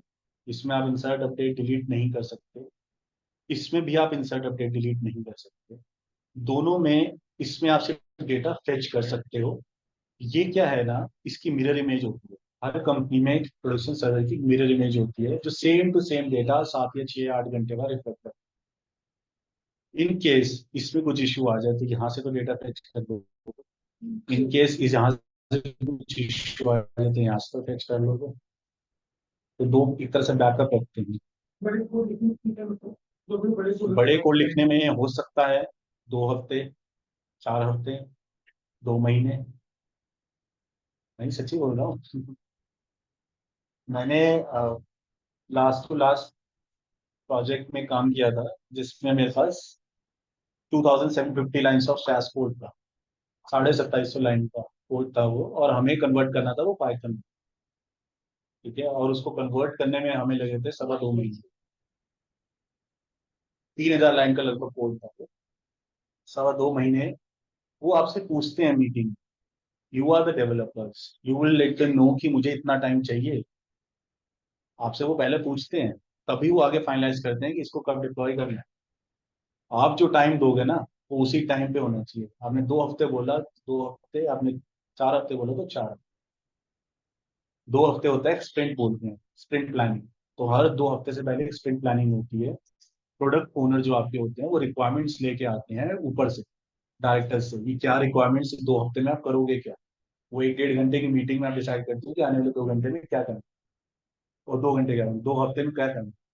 ठीक है, तो वो उसमें आपसे पूछा जाएगा, वो आपको बताएंगे कि हमारी ये नई रिक्वायरमेंट है, नया कोड बनाना है, कौन करेगा, जिसके पास बैंडविड्थ होगी।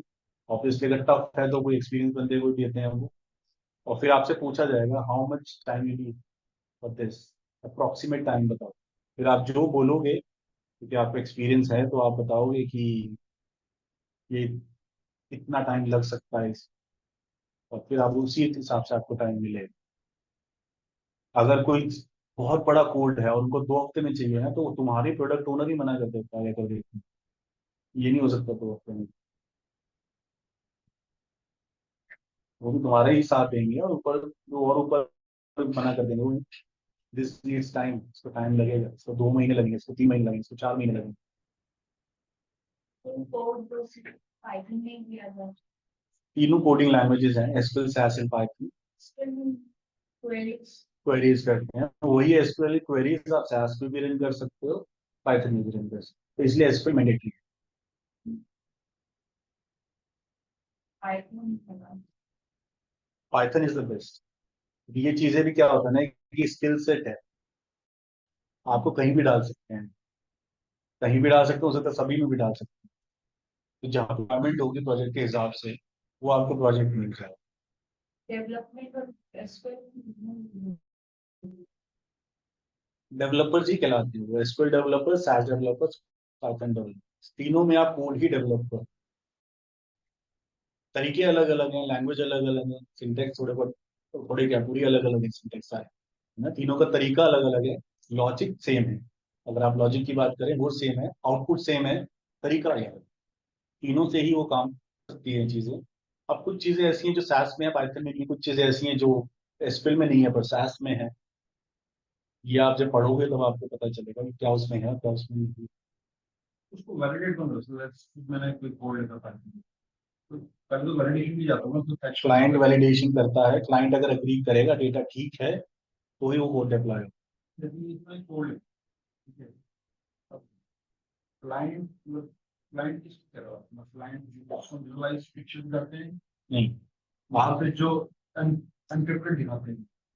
आईटी कंसल्टिंग फर्म्स में वो किसी ना किसी के लिए काम करते हैं, ठीक है। अगर आप कॉग्निजेंट उठा लो, एसेंचर उठा लो, मेरे पास आईसीसी हाँ, जैसे अगर आप कॉग्निजेंट या एसेंचर में हो, उनका आईसीआईसीआई बैंक या आईसीसी जो भी आप कह रहे हो, वो बैंक जो है उनका क्लाइंट है, तो you are working for that client. आप आईसीआईसीआई के लिए काम कर रहे हो, लेकिन पेरोल सारा का सारा जो है आपकी कंपनी का ही।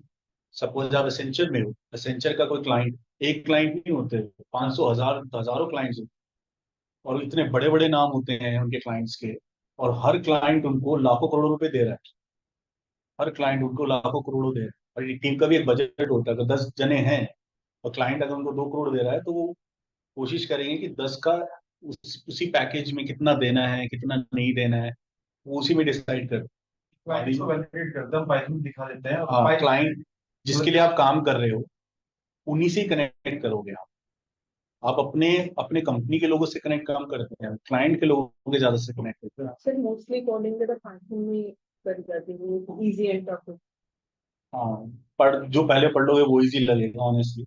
मैंने SAS पहले पढ़ी थी, मुझे SAS इजी लगती, तो जो आप पहले पढ़ लोगे अच्छे से वो इजी लगेगा, लेकिन करना सब कुछ है वो ही बेटर है। हम्म। सही रहेगा। देखो, हर एक एप्लीकेशन की एक बजट लिमिट, अगर आप बड़ा सोच रहे हो ना, डेटा साइंस सोच रहे हो, तो बेटर है कि SAS पाइथन भी करो। जॉब तो खाली एक्सेल में भी आपको कहीं ना कहीं, लेकिन एक्सेल में आपको कोई 15 लाख नहीं देगा, एक्सेल में कोई आपको 20-30 हजार से ज्यादा नहीं देगा, चाहे आप कितना भी एक्सपीरियंस दिखा, ठीक है ना। तो what values you are bringing on the table, उसी के हिसाब से आपको पैकेज मिलेगा। तो बड़ी कोडिंग लैंग्वेजेस सीखोगे करोगे, बड़ा पैकेज ले इसमें एमएल का क्या मतलब है? Machine learning. मशीन लर्निंग, आप पाइथन विद मशीन लर्निंग कर सकते हो, SAS विद मशीन लर्निंग भी है, but better is Python with machine learning. Machine learning में क्या होगा कि पूरा ट्रेंड चेक करते हो कि पास में क्या हुआ, अभी क्या हो रहा है, फ्यूचर में क्या होगा, है ना। तो वो उसके अंदर डिफरेंट डिफरेंट मॉडल्स हैं, आप उन मॉडल्स को पढ़ोगे, उनको एग्जीक्यूट करोगे कोड कोड में अपने, और आप पूरा वो ग्राफ प्रिपेयर करके देखोगे कि हाँ पिछले 6 महीने या साल या 2 साल से ये कहाँ था, अभी ये डेटा की वजह से हमारा कैसा प्रॉफिट हो रहा है, और आने वाले 2 साल में ये कहाँ जा सकता है, किस रीजन की वजह से जा सकता है। सपोज सामने मॉल खुल जाए, बड़ा सा मॉल खुल जाए, यहाँ पे जितनी भी शॉप्स होंगी उनके तो मजे आ जाएंगे। क्यों आ जाएंगे? क्योंकि उनकी सेल बढ़ जाएगी, प्रॉपर्टी के रेट्स बढ़ जाएंगे। दैट्स हाउ दे वो मशीन लर्निंग से पूरे मॉडलिंग के थ्रू वो डिसाइड करते हैं कि क्या क्या चीजें होने वाली हैं जिससे कि उनका बिजनेस बढ़े। अगर उनको पता है कल को यहाँ पे जंग होने वाली है, वो रोक देंगे अपना बिजनेस, नहीं इन्वेस्ट करेंगे, नहीं बढ़ाएंगे, ताकि उनको आगे लॉस ना हो। वो डेटा साइंस टीम ही बताएगी यहाँ मत कीजिए, ये ट्रेंड बेकार है, पिछले हमें नुकसान हो रहा है 2 साल से अगर हम यहाँ कंटिन्यू इसी तरह से करते रहे तो आगे और नुकसान। वो बिजनेस को एनालाइज करके उसको अच्छा कर सकते। तो ये सब मशीन लर्निंग के थ्रू जो है, मशीन लर्निंग आर्टिफिशियल इंटेलिजेंस करो, अगर आपका करना चाहते हो तो करो, नहीं करना है जरूरी है, मैंडेटरी नहीं। मतलब it's good obviously, bigger packages Python with machine learning से बड़ी जॉब नहीं है। 30-40 लाख मिल जाएंगे आराम से। Question. फ्रेशर्स को डिपेंड करता है, स्टार्टिंग फ्रेशर्स 4-5 आजकल हो रहा है ना, कहीं फ्रेशर्स को 8-9 भी मिल जाते हैं, 10 भी मिल जाते हैं। इट ऑल डिपेंड्स कि आप किस कंपनी में इंटरव्यू दे रहे हो और आपका इंटरव्यू कैसा गया, आपको कितना आता है, कितने कॉन्फिडेंट हो, क्या कम्युनिकेशन स्किल्स हैं आपकी, है। तो आपका इंटरव्यू बहुत अच्छा जाएगा, लेकिन ये भी थोड़ा अच्छा लगेगा फ्रेशर्स के लिए, लेकिन अच्छा नहीं जाएगा तो फिर वही 3-4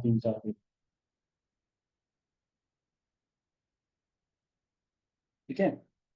सर इसमें पाइथन सीखने के बाद हमें एमएल सीखेंगे या पाइथन पाइथन सीखने के बाद first Python then if you want to do machine learning, mathematics चाहिए हमसे। हाँ यार। मैथमेटिक्स चाहिए बिल्कुल। मैंने नहीं पढ़ा है, मैं सच बताऊं, मैं मशीन लर्निंग मुझे नहीं आता। और मैंने रिपोर्टिंग में भी, मेरे को जो जितने प्रोजेक्ट्स मिले टैबलू में ही मैंने काम किया है। मैं शुरू से कोडर रहा हूँ, एसक्यूएल सास पाइथन में ही कोडिंग की है। स्टार्टिंग मैंने सास से करी थी, सास और एसक्यूएल 2 साल वहाँ काम किया। सेकंड कंपनी में पाइथन टैबलू भी आया, थर्ड में मेरा बिग डेटा आ गया, वहाँ पे मैंने स्पार्क और हाइव सीखा। उसके बाद फिर मैं डेटा इंजीनियरिंग में स्विच हो गया। तो ऐसे ऐसे जहाँ मुझे जो प्रोजेक्ट मिलता रहा वो मैं होता रहा। डेटा इंजीनियरिंग में भी एसक्यूएल मतलब यही चलता होगा SQL. Data engineering is a different profile actually. जो मैंने अभी बताया ना टेबल बनाने वाला काम स्टार्टिंग में बताया था, वो डेटा इंजेक्शन टीम का काम है। पूरा टेबल का आर्किटेक्चर, पूरा डिजाइन वो डेटा इंजीनियरिंग टीम डिसाइड करती है, डेटा इंजीनियरिंग टीम डिसाइड करती है। वो ही जो बनाएंगे टेबल, पीछे से फाइल्स आएंगी, वो पूरी इंजेस्ट होंगी, प्रॉपरली इंजेस्ट हों, टेबल्स में डेटा दिखी, कि data injection, data engineering team का काम। डेटा एनालिस्ट और डेटा साइंस उसी टेबल्स में से डेटा फेच करके अपने बिजनेस को एनालाइज करते हैं। ठीक है, डेटा इंजीनियरिंग टेबल के ओनर्स, मतलब पूरा मेटा डेटा, पूरा सब कुछ, कोई नए चेंजेस आ रहे हैं, सपोज लेंथ चेंज करनी है या डेटा टाइप चेंज करना है, कॉलम नया ऐड करना है, वो सब डेटा इंजीनियरिंग करती है। आपका काम होगा उसी बने बनाए टेबल से डेटा को फेच करना और रिपोर्ट्स बनाना, बिजनेस को एनालाइज करना।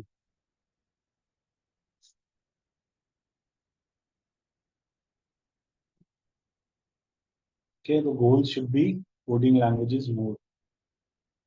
ये भी जरूरी है, ये मना नहीं कर रहा हूँ मैं, ये सब भी काम आती है चीज, चाहे वो एक्सेल हो, एवरीथिंग काम आएगी, सब करना भी जरूरी है। Not, it's not in your hands कि आपको कहाँ कौन सा प्रोजेक्ट मिलेगा। करना सब कुछ है, हो सकता है सब भी कुछ करना पड़े एक ही टीम में, हो सकता है एक आधा कुछ ना हो। तो बेटर है सब कुछ अच्छे से पढ़ लेना। कमिंग बैक टू एक्सेल, ठीक है, ये पिवट टेबल है, हम इसको बाद में करेंगे, आपकी इसकी क्लास होगी। Advance table that also will do later on. अगर आप पिक्चर इंपोर्ट करना चाहते हो, यहाँ से कर सकते हो, कोई भी पिक्चर इंपोर्ट करनी है।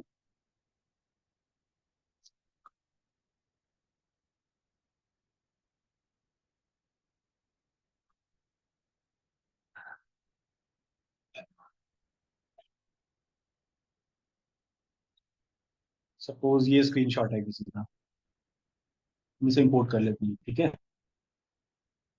तो कोई भी आपको डेटा जो आप वैलिडेट करते हो ना, समटाइम्स क्लाइंट नीड कि आप उनको दिखाओ कि आपने वैलिडेट किया, उनको ट्रस्ट नहीं हो रहा है या जो भी। तो हम ऐसे ही ना 10-15-20 रैंडम रिकॉर्ड्स का स्नैपशॉट ले लें, क्योंकि यार यहाँ पे यूज केस बनाए होते हैं हमने, ये डेटा है, ये डेटा हमने फेच किया, ये आउटपुट आ रहा है। तो ये रिपोर्ट हम शेयर कर देते हैं उनकी तसल्ली के लिए, हाँ देखो हमने वेरिफिकेशन कर लिया, वैलिडेशन कर लिया। तो इस तरह से आप स्नैपशॉट्स लेके डेटा वैलिडेशन हम लोग कर लेते हैं। Picture clip art shapes, if you want to insert any shape, वो भी आप इंसर्ट कर सकते हो इजीली, राइट। इसमें अगर आपको कुछ इंसर्ट करना है वो भी आप, कुछ टाइप करना है वो भी आप कर सकते हो, राइट। अगर आपको यहाँ पे दिखेगा टेक्स्ट बॉक्स नहीं, ये रहा, you want to write anything, अगर आपको इसमें कलर करना है that also you can do it. ये जो आपने स्क्रीनशॉट लगाए ये एक ही सेल में, ये मैंने एडजस्ट किया, ये अपने आप नहीं आएगा, कभी भी नहीं आएगा, वो आपको एडजस्ट ही करना। मतलब सेल की लेंथ, हाँ, सेल की लेंथ बढ़ा। मतलब जब भी हम मतलब इस पे लाएंगे तो वो एक सेल में ही आता है कि ऐसे ही आएगा। सपोज हर ऑफिस में स्निपिंग टूल देखा है आपने, स्निपिंग टूल से हम लोग ऐसे ही एक स्नैपशॉट लेंगे और फिर हम उसको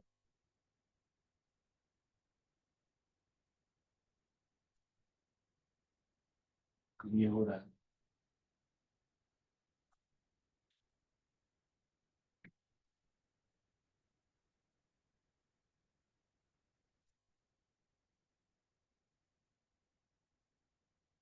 कौन सा स्निपिंग टूल है?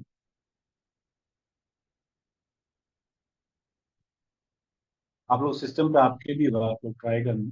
ये स्नैपशॉट्स के लिए होता है, ये वाला टूल है। तो वहां से हम स्नैपशॉट लेके हम यहाँ पे इसको सेव कर लेते हैं, अगर आपको कुछ भी लेना है।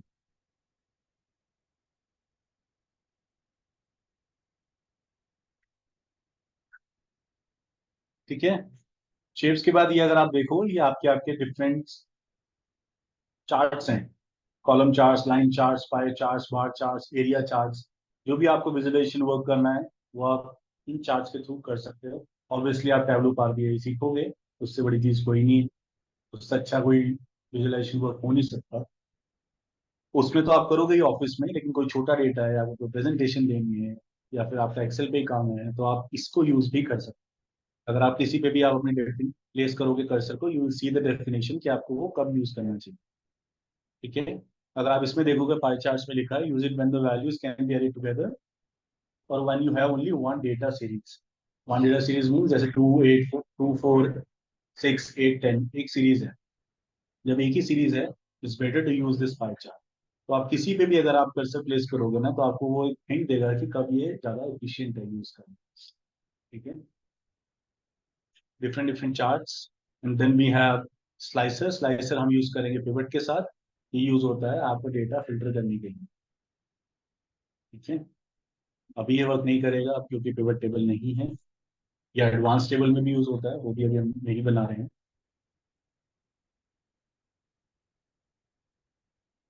ठीक है।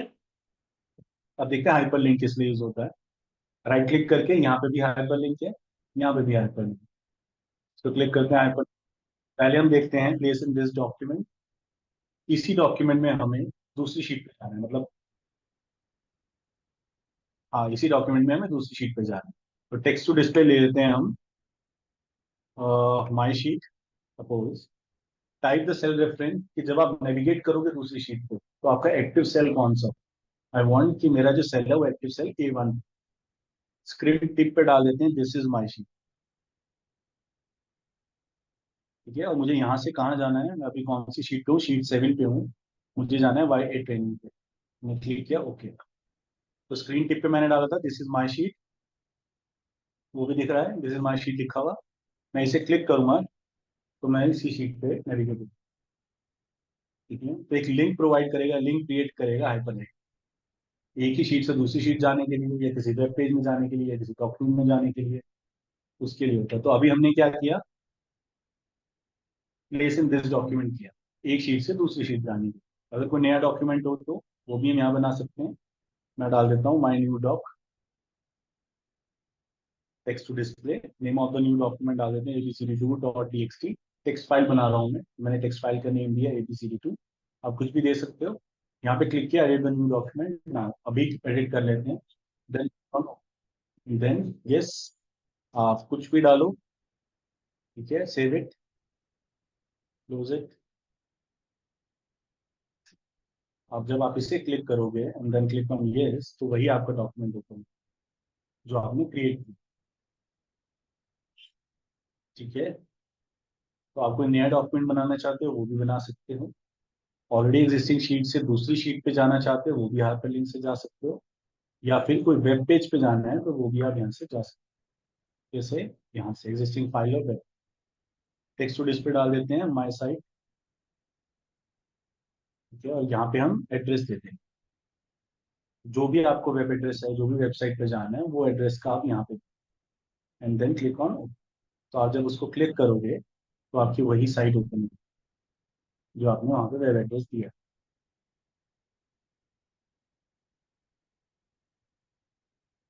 Why it's not opening?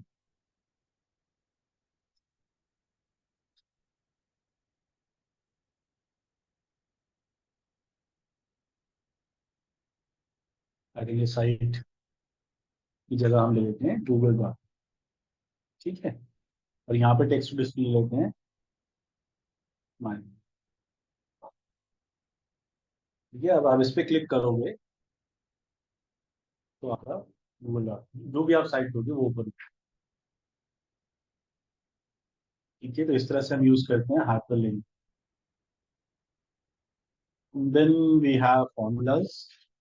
Suppose आपको कोई फंक्शन नहीं पता खुद से, तो या कोई डाउट है या आप चेक करना चाहते हो तो आप यहाँ से खुद से भी इंसर्ट कर सकते हो। Click on this insert function. Suppose मुझे यहाँ पे कॉन्कैटिनेट नहीं पता क्या करता है, या want to check it out कि कैसे आर्गुमेंट्स पास करनी है। कॉन्कैटिनेट पे मैंने क्लिक किया, मुझे यहाँ बताया कि टेक्स्ट वन, ठीक है, मैं एक्सेल डाल देता हूँ। टेक्स्ट टू, ठीक है, मैं यहाँ डैश डाल देता हूँ। टेक्स्ट थ्री, ठीक है, बोर्ड डाल, एंड देन ओके। मेरे पास आउटपुट आ गया यहाँ पे एक्सेल डैश। इसे डबल क्लिक करूंगा तो मुझे पता चल जाएगा कि मैंने कॉन्कैटिनेट कैसे यूज कर सकता। अब खुद से मैंने इंसर्ट कर दिया फंक्शन, राइट। तो आप सारे फंक्शंस अवेलेबल हैं यहाँ पे, अगर आपको किसी पे भी डाउट हो आप यहाँ से भी खुद से भी ट्राई कर सकते हैं, ठीक है। ये ऑटो सम है, ये अभी हमने बाहर देखा था ऑटो फंक्शंस, जो एग्रीगेट फंक्शंस वाला है, sum, average, count, minimum, maximum. These are your financial functions, then logical, text, date, lookup functions, maths and more functions. करने वही हैं जो इंटरव्यू में पूछे जाते हैं और जो डेली यूज के हैं, वरना तो बहुत सारे हैं, 6 महीने में पढ़ते हो, ठीक है ना। कौन से टेस्ट में पूछे जाते हैं इंटरव्यूज में? इंटरव्यू में पूछे जाते हैं आपसे लेफ्ट, राइट, मिड, कॉन्कैटिनेट, है ना, और सम प्रोडक्ट, ये सब पूछे जाएंगे। फिर कॉन्टेंट कहते हैं कि बहुत सारे हैं, नहीं, कॉन्कैटिनेट में किसी तरह से तो इंटरव्यूज वाले। ये जैसे हमने वहां किया था ना एक्सेल डैश का, वही हमने यहाँ किया। कॉन्कैटिनेट के साथ text one comma text two, तो कोई भी टेक्स्ट वैल्यूज आती है ना फंक्शंस के अंदर वो कोड्स में आएंगे, या तो आप इसे यहाँ मैनुअली पास कर दो कोड्स में, एक्सेल डैश हो जाएगा। अगर आपको मैनुअली नहीं, आपने कुछ कॉलम में से सिलेक्ट करना है,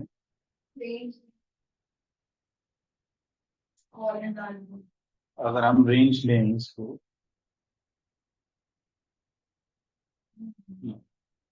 रेंज नहीं लेंगे, उसका रीजन है, उसको देखो नीचे आर्गुमेंट्स कैसे हैं, text one comma text two, आपको उसी फॉर्मेट में देना, ठीक है।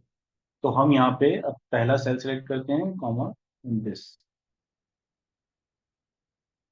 तो लोग उससे भी कर सकते हैं, वो तो आप इन सर। हाँ, वो एम परसेंट से भी कर सकते हो, दिस एम परसेंट दिस, दोनों मर्जी कर रहा है, कंकैटिनेट ही कर सर कॉन्कैटिनेट मल्टीपल सेल्स में भी यूज होगा? रहा है।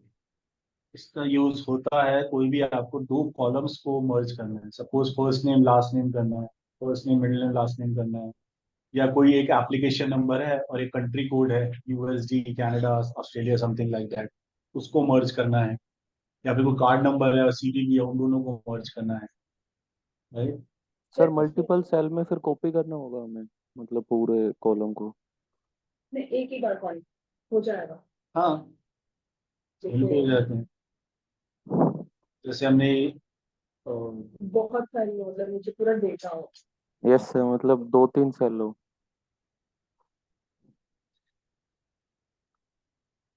ऐसा कुछ, यस सर, यस सर। तो आप एक बार करोगे, ठीक है, और ड्रैग कर दोगे। अच्छा अच्छा, ठीक है सर, ठीक। ठीक है ना, दिस कॉमा दिस, एक आया, इसको ड्रैग कर देंगे, control D is the shortcut की। ठीक है, मैंने पूरा नीचे तक वही फंक्शन लाना था, अब यहाँ पे एक्सेल 1-1 आ गया, एक्सेल 2-2। इसको मैं डबल क्लिक करूंगा तो यही दो सेल रेफरेंस ले रहा है वो, यहाँ पे भी डबल क्लिक करूंगा यही दो सेल रेफरेंस ले रहा है। ठीक है सर। है ना, तो सेम वैल्यूज अगर चाहिए अगर मुझे यहाँ पे, तो शॉर्टकट की है कंट्रोल डी, वही मैंने सेलेक्ट किया, नीचे किया सेलेक्ट, कंट्रोल डी से मेरे पास सारा आउटपुट आ गया। सर कन्वर्ट करना हो, अनमर्ज करने के लिए हम क्या करेंगे, विल गो टू ठीक। डेटा में, ये टेक्स्ट टू कॉलम्स है। ठीक है, देखो यहाँ पे टेक्स्ट टू कॉलम्स है, डेलीमीटर हम सेलेक्ट करेंगे। डेलीमीटर क्या होता है, कोई भी दो स्ट्रिंग्स को जो सेपरेट करता है, वो एट द रेट भी हो सकता है, हाइफन भी हो सकता है, कॉमा भी हो सकता है, सेमीकोलन भी हो सकता है, स्पेस इज आल्सो डेलीमीटर।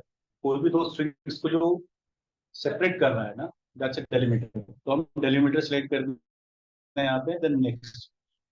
अब यहाँ पे कोई डेलीमीटर नहीं है, अच्छा दिस इज ऑलरेडी एग्जिस्टिंग। ये देखो अभी इसमें क्यों नहीं हो रहा है, ये फंक्शन को यहाँ पे सर्च कर रहा है, राइट। हम एक वैल्यू को लेते हैं एक्सेल डैश और उसको स्प्लिट करते हैं। अच्छा, तो फिर इसको हमने तो कर रहे हैं, हाँ जी, इनको हमने पहले से कौन। हाँ ये आपकी कुछ वैल्यू है ऐसे ही, हम्म। ठीक है, और इसमें आपका कुछ है, सपोज सेमी कॉलन है, कॉमा कुछ और डाल देते हैं बोल। ठीक है, ये तीन वैल्यूज हैं, कॉमा भी है, सेमी कॉलन भी है। अब इन तीनों को सेपरेट करना है आपको, तो हम जाएंगे text to columns, click on delimited, then next. यहाँ पे आपको डेलिमिटर सेलेक्ट करना है। हमारा क्या है, सेमी कॉलन, ठीक है, हमने सेलेक्ट किया, देखो नीचे सेपरेट हो गया। Then we have comma, comma select करते हैं, ये भी सेपरेट हो गया, तीनों अलग कलम हो गए। देन नेक्स्ट, ये फॉर्मेटिंग है, आप क्या रखना चाहते हैं, whether you want to keep it general text या और कुछ यहाँ पे सेलेक्ट कर सकते हो। अभी हम जनरली रखते हैं, क्लिक ऑन फिनिश, ये तीनों सेपरेट हो जाएंगे। तो वर्टिकल में डालूं, वर्टिकल में डालूं। वर्टिकल में तो नहीं होगा, मतलब टेक्स्ट स्प्लिट करके देन यू कैन। अच्छा, इसको फिर आपको ट्रांसपोज करना पड़ेगा। अब एक काम करो, इसको कंट्रोल सी करो, यहाँ पे राइट क्लिक करो, क्लिक ऑन दिस ट्रांसपोज। ठीक है, पहले आपने उसको निकाल दिया, then you can transpose it. तो अभी हमने इसको किया है यहाँ से टेक्स्ट टू कॉलम से किया ना। एक फंक्शन है हमारे पास, न्यू वर्जन्स में है, इसमें नहीं शायद मिलेगा, टेक्स्ट स्प्लिट फंक्शन। ठीक है, टेक्स्ट स्प्लिट फंक्शन, इसमें हम क्या करते हैं, पहले हम देंगे यहाँ पे डेलिमिटर्स, सॉरी टेक्स्ट सेलेक्ट करेंगे। सपोज यहाँ पे वो तीन वैल्यूज थी, हमने वो सेलेक्ट कर देंगे, कॉमा, देन कर्ली ब्रैकेट्स में सारे डेलिमिटर्स दे देंगे। लाइक पहला डेलिमिटर दिया हमने सेमीकोलन, कोट्स में कॉमा, देन अगेन कोट्स में सेकंड डेलिमिटर दिया, देन कर्ली ब्रैकेट बंद। ठीक है, अगर न्यू वर्जन हैं यू कैन ट्राई इट, तो 365 कुछ यूज कर रहे होंगे, अदरवाइज समझ लो जो हमने यहाँ टेक्स्ट टू कॉलम स्प्लिट किया है वो इस फंक्शन से भी हो जाए। बस आपको यहाँ पे वो सेल सेलेक्ट करना है और एक कर्ली ब्रैकेट के अंदर आपको सारे डेलिमिटर्स दे देने हैं जितने भी हैं, तो वो स्प्लिट हो जाए। ठीक है, अब इसी को ही मुझे ज्वाइन करना है विद द डेलिमिटर, तो उसके लिए भी we have a function text join function, वो भी आपको न्यू वर्जन में मिल जाएगा। अब यहाँ पे क्या करोगे, डेलिमिटर दोगे, फिर पहला कॉमा, दूसरा कॉमा, थर्ड, ये तीनों को ज्वाइन कर देगा फिर एट द रेट। अगर किसी में है तो वो स्क्रीन शेयर कर सकता है, साथ में कर लेंगे। टेक्स्ट पेट या टेक्स्ट ज्वाइन किसी के भी वर्जन में हो तो बताओ, है किसी में टेक्स्ट ज्वाइन है, तो टेक्स्ट ज्वाइन ही दिखा दो, स्क्रीन शेयर करना, ज्वाइन दो, ज्वाइन है उसमें, बहुत टाइम लगेगा।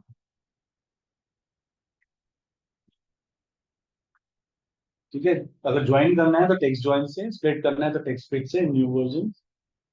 आप ये अपना डेलिमिटर डालना एंड देन तीनों सेल सेलेक्ट कर लेना जितने भी आपको वैल्यूज ज्वाइन करनी है। और अगर कंकैटिनेट करेंगे टेक्स्ट ज्वाइन और उसमें फर्क हो। टेक्स्ट ज्वाइन और कॉन्कैटिनेट में फर्क ये है, इसमें जो आप डेलिमिटर दे रहे हो वो तीनों में सेम आएगा।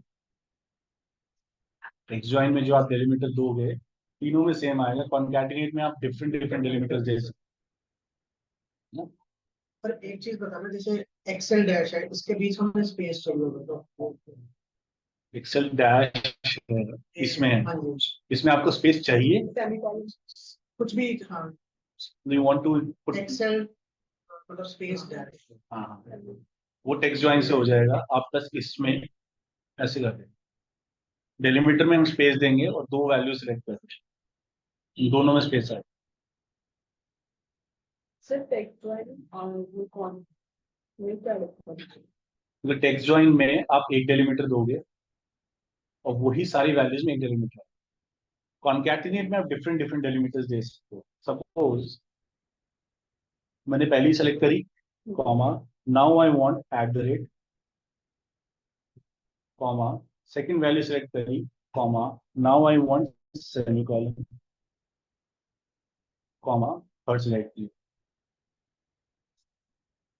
ठीक है ना, दो डेलीमीटर्स हमने डाल दिए अपनी मर्जी। टेक्स्ट फिट कर तो ठीक है, फिट करो। इनको टेक्स्ट फिट करना है, then go here, text to columns, delimiter पे सिलेक्ट करो, नेक्स्ट।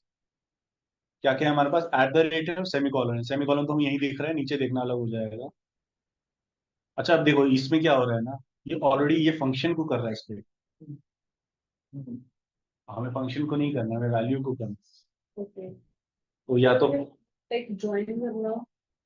दिखाती हूँ,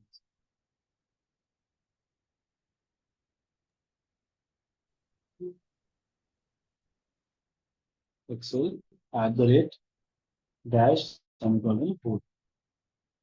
अब करते हैं इसको,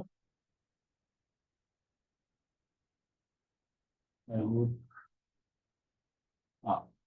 अब एक क्या है हमारे पास, एट द रेट है, और एक है हमारे पास सेमीकोलन। सेमीकोलन तो हमारा यहीं पे ही है, हम इसको सेलेक्ट कर लेते हैं, अदर में डाल देंगे एट द रेट। हो गया सेपरेट। फिर तो हमें इनको नहीं से टेक्स्ट ज्वाइन करना एक्सेल डैशबोर्ड। इसी को ही करना है तो आप, हाँ हो जाएगा, वो टेक्स्ट ज्वाइन से हो जाएगा, इसमें है नहीं, वरना आप टेक्स्ट ज्वाइन आपको डेलीमीटर डालना है। अगर एक डेलीमीटर है तो इस तरह से हो जाएगा, अगर दो तीन है कॉन्कैटिनेट से होगा। वो रेंज ले अब जैसे अगर हम कॉन्कैटिनेट से कर लेते हैं, ठीक है, अगर वो नहीं है हमारे पास, तो text one, comma, text two में मैं डाल देता हूँ एट द रेट, कॉमा, ठीक है, सेकंड टेक्स्ट सेलेक्ट किया, कॉमा, अब हम डेलीमीटर एक और दे देते हैं यहाँ पे, सेमीकोलन, कॉमा, देन दिस। ठीक है ना, पहले हमने स्प्लिट किया, बाद में फिर हमने यहाँ ज्वाइन कर दिया।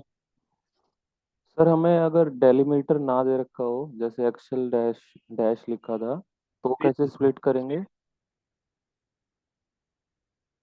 अगर डेलीमीटर नहीं है तो यस सर। ठीक है, वो फंक्शंस में वैसे तुमको मैंने कराना है, एक फंक्शन ही बता देती हूँ। अभी कह रहे हैं इसमें स्पेस नहीं है, डेलीमीटर नहीं है, कैसे स्प्लिट करेंगे, यू शुड नो कि आपको कितने करेक्टर्स तक स्प्लिट करना है। लेफ्ट करो, टेक्स्ट सेलेक्ट करो, कॉमा, नंबर ऑफ करेक्टर्स 5, और फिर राइट से आप यहाँ से ले लो दिस, कॉमा, 4। ठीक है सर।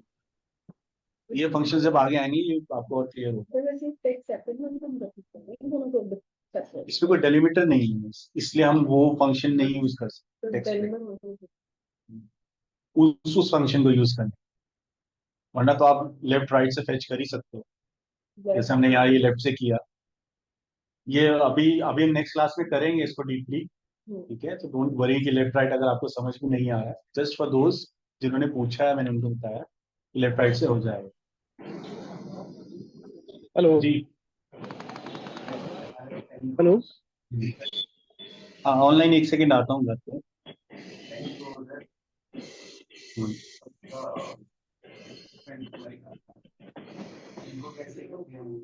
डिफरेंट नेम्स में जो डेलीमीटर्स अगर सेम है तो उन्हीं डेलीमीटर से सेपरेट हो, वरना नहीं हो। हेलो। हाँ एक सेकंड आता हूँ। ओके।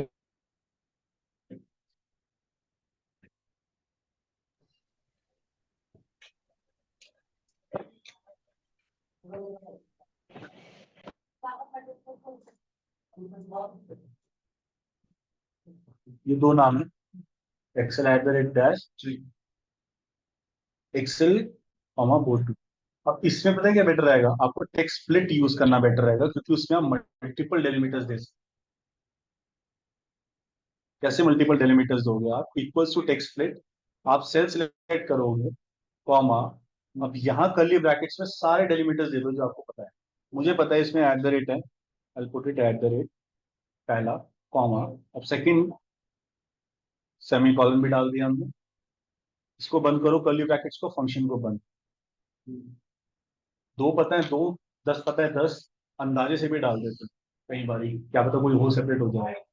मुझे दो पता है और मैंने डाल दिए, मैंने एंटर करूंगा, उसको मैं यहाँ से कंट्रोल डी करूंगा ना, ये भी सेपरेट हो जाएगा, वो भी सेपरेट हो जाएगा, क्योंकि मैंने सारे डेलीमीटर्स एक साथ दे रखे हैं। ये भी चल नहीं रहा। But this will work in new version. अगर आप देखो किसी के पास वो है तो स्क्रीन शेयर करो, अपन कर लेते हैं साथ में, अगर आपके हैं तो।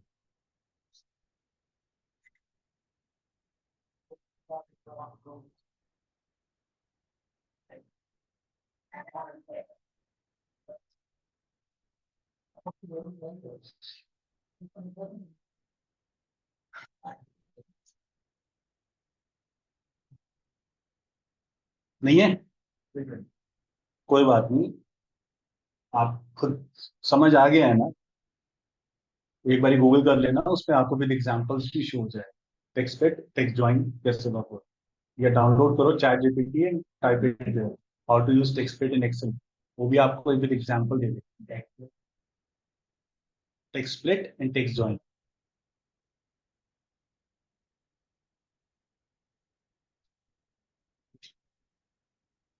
ठीक है, इंसर्ट में और कुछ इम्पोर्टेंट नहीं, पेज बैक, ठीक है। टुडे फंक्शन क्या करेगा, आज की डेट देगा, current date,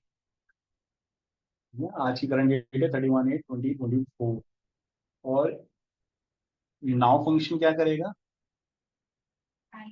date and time दोनों दे देगा अभी, करंट, ये तो करंट डेट है, ये करंट टाइम के साथ है नाउ फंक्शन।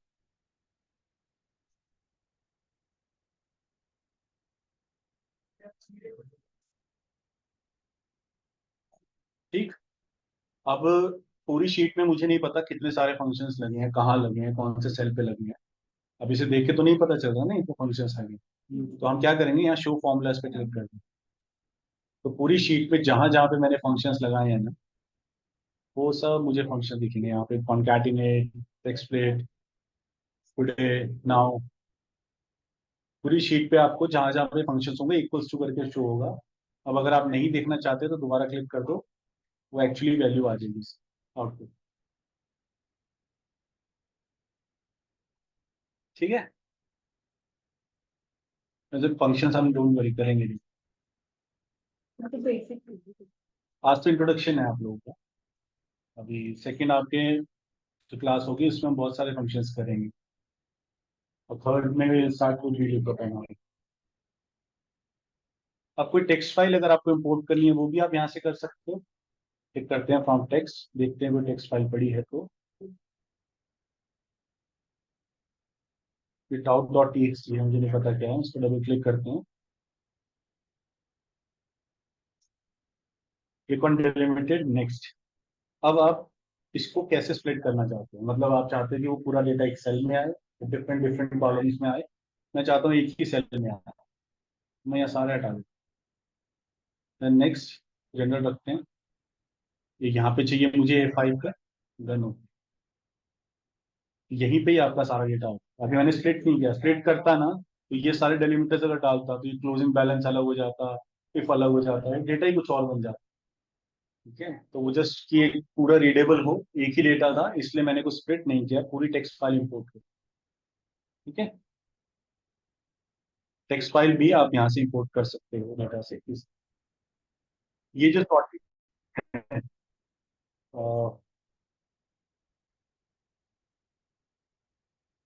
ये सॉर्टिंग हम अभी बाद में करेंगे। ठीक है, दिस एडवांस सॉर्टिंग, वैल्यू से कैसे सॉर्ट करना है, सेल कलर से कैसे सॉर्ट करना है, फॉन्ट कलर से सेल, इसको हम करेंगे, बाद में करेंगे, डोंट वरी। एडवांस फिल्टर भी हम बाद में करेंगे, टेक्स्ट टू कॉलम्स आपका हो गया। रिमूव डुप्लीकेट्स, कोई आपको डुप्लीकेट्स हटाने हो तो यहाँ पे मेरे 3 डुप्लीकेट्स है, ठीक है। मैं डेटा सेलेक्ट करता हूँ, यहाँ पे क्लिक करो remove duplicates, column D, yes, okay. Duplicate values found in remove 10 new values remain. 200 मैंने डाले थे ना लास्ट में, तो वो हट गया। तो अगर आपको डुप्लीकेट्स रिमूव करना है यहाँ से कर सकते। डेटा वैलिडेशन ऑल्सो हम बाद में करेंगे, जब हम वीलुकअप करेंगे then we will do this data validation, ठीक है। सपोज कुछ कॉलम्स ऐसे हैं जो कमेंटेड है, या वो which has the same meaning और सेम टॉपिक, आप उसको ग्रुप भी कर सकते हैं, ठीक है। ग्रुप किया, सिलेक्ट किया, ये सारे आपका, ठीक है, सारे कॉलम्स आपके यहाँ पे ग्रुप हो जाए। अगर आपको अनग्रुप करना है तो क्लियर आउटलाइन। इसी तरह से रोज अगर आपको ग्रुप करने हैं, मुझे 5 to 12 रोज ग्रुप करनी है, यहाँ पे मैं क्लिक करूंगा ग्रुप। इससे पता चल जाएगा कि it has the same meaning, मतलब या तो ये सारा कमेंटेड है, या अनवांटेड डेटा कुछ ऐसा है, या फिर कुछ सेम टॉपिक है, सेम सब्जेक्ट पे बात हो रही है ना, या कुछ भी डेटा हाइड करना चाहते हो तो आप ऐसे ग्रुप कर सकते हो। नहीं जरूरत है तो मैंने तो क्लियर आउट, ठीक है। अगर कुछ सेल को कमेंट करना है तो यहाँ से कर सकते हैं हम, रिव्यू में सेल पर इन कमेंट मैं डाल देता हूँ दिस इज माय वैल्यू। अब यहाँ पे आप रेड एरो देख रहे हो छोटा सा, अब इस पर कर्सर प्लेस करोगे तो आपको कमेंट दिखेगा दिस इज माय वैल्यू। तो जो भी आप कमेंट करना चाहते हो कोई वैल्यू शो करके, वो आप यहाँ से कर सकते, ठीक है।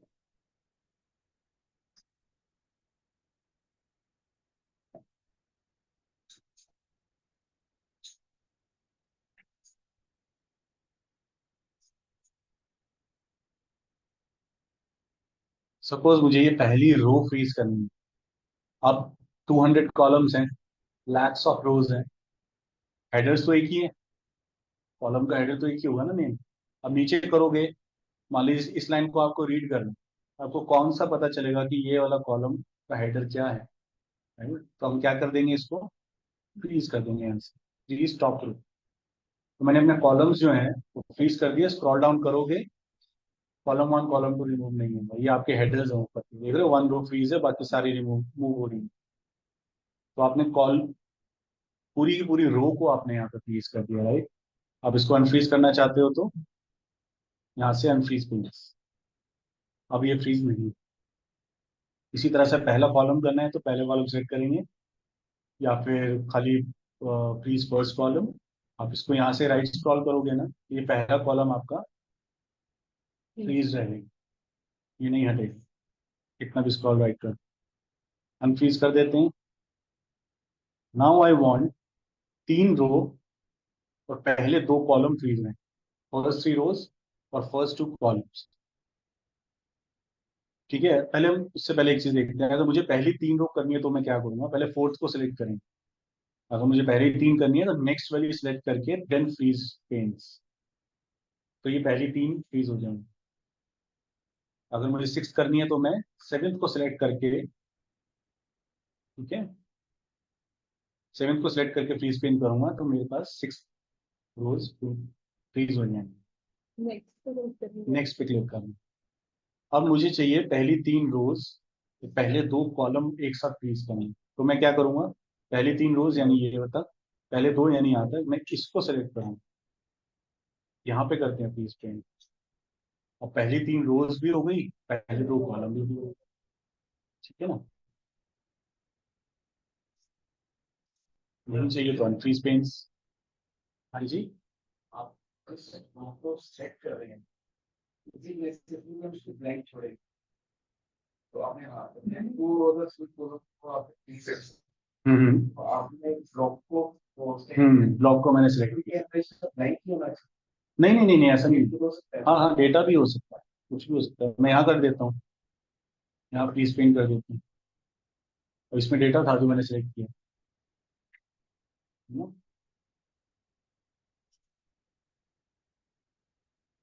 ठीक है।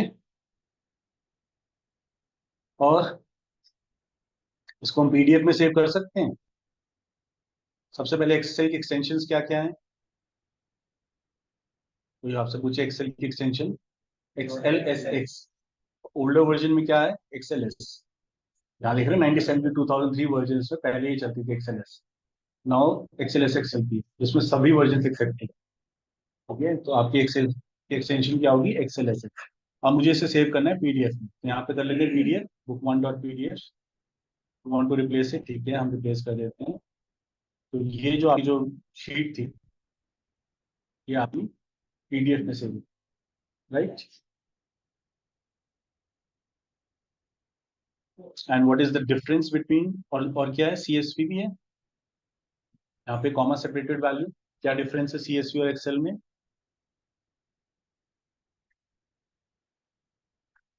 क्या डिफरेंस है। अगर आप एक्सेल की फाइल को नोटपैड में राइट क्लिक करके ओपन करोगे ना, उसमें स्पेस दिखेगा।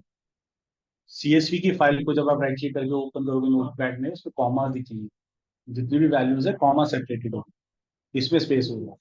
Second reason, Excel can have many sheets. ये इतनी सारी शीट्स जो हमने बनाई है ना, ये एक्सेल में ही हो सकती है।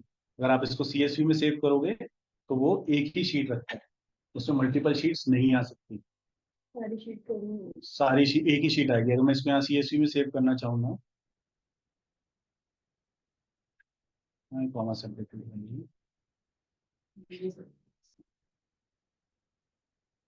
नहीं आ रहा।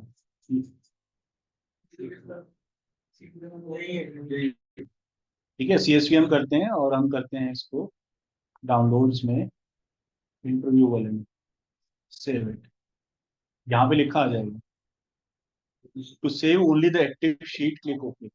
जो एक्टिव शीट है ना वही सेव होगी।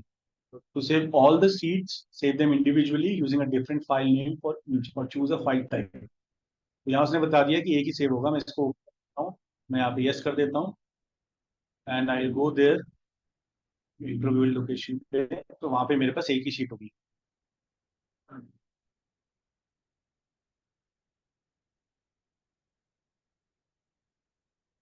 ये book one dot C S V, ऐसे डबल क्लिक करोगे ना, अब देखो इसमें कॉमा दिख रहा है, this is comma separated value. अब इसे open with C S V करना है,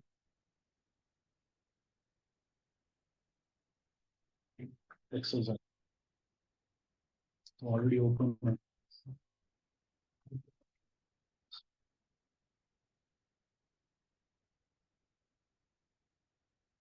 इसमें एक ही आएगी, बुक वन आ रही है यहाँ पे, बाकी सारी शीट्स कुछ भी सेव नहीं होगी।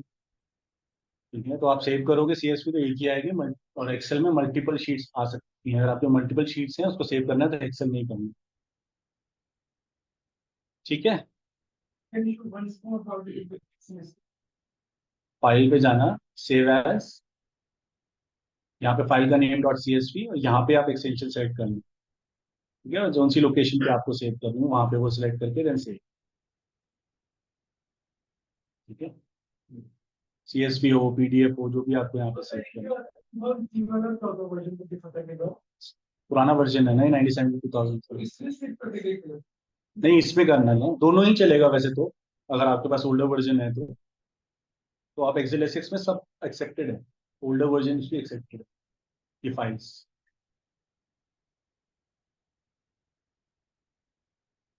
क्या चल रहा है तुम्हारा, हो गया ना सब कुछ तो, लाइंड अप है इंटरव्यू।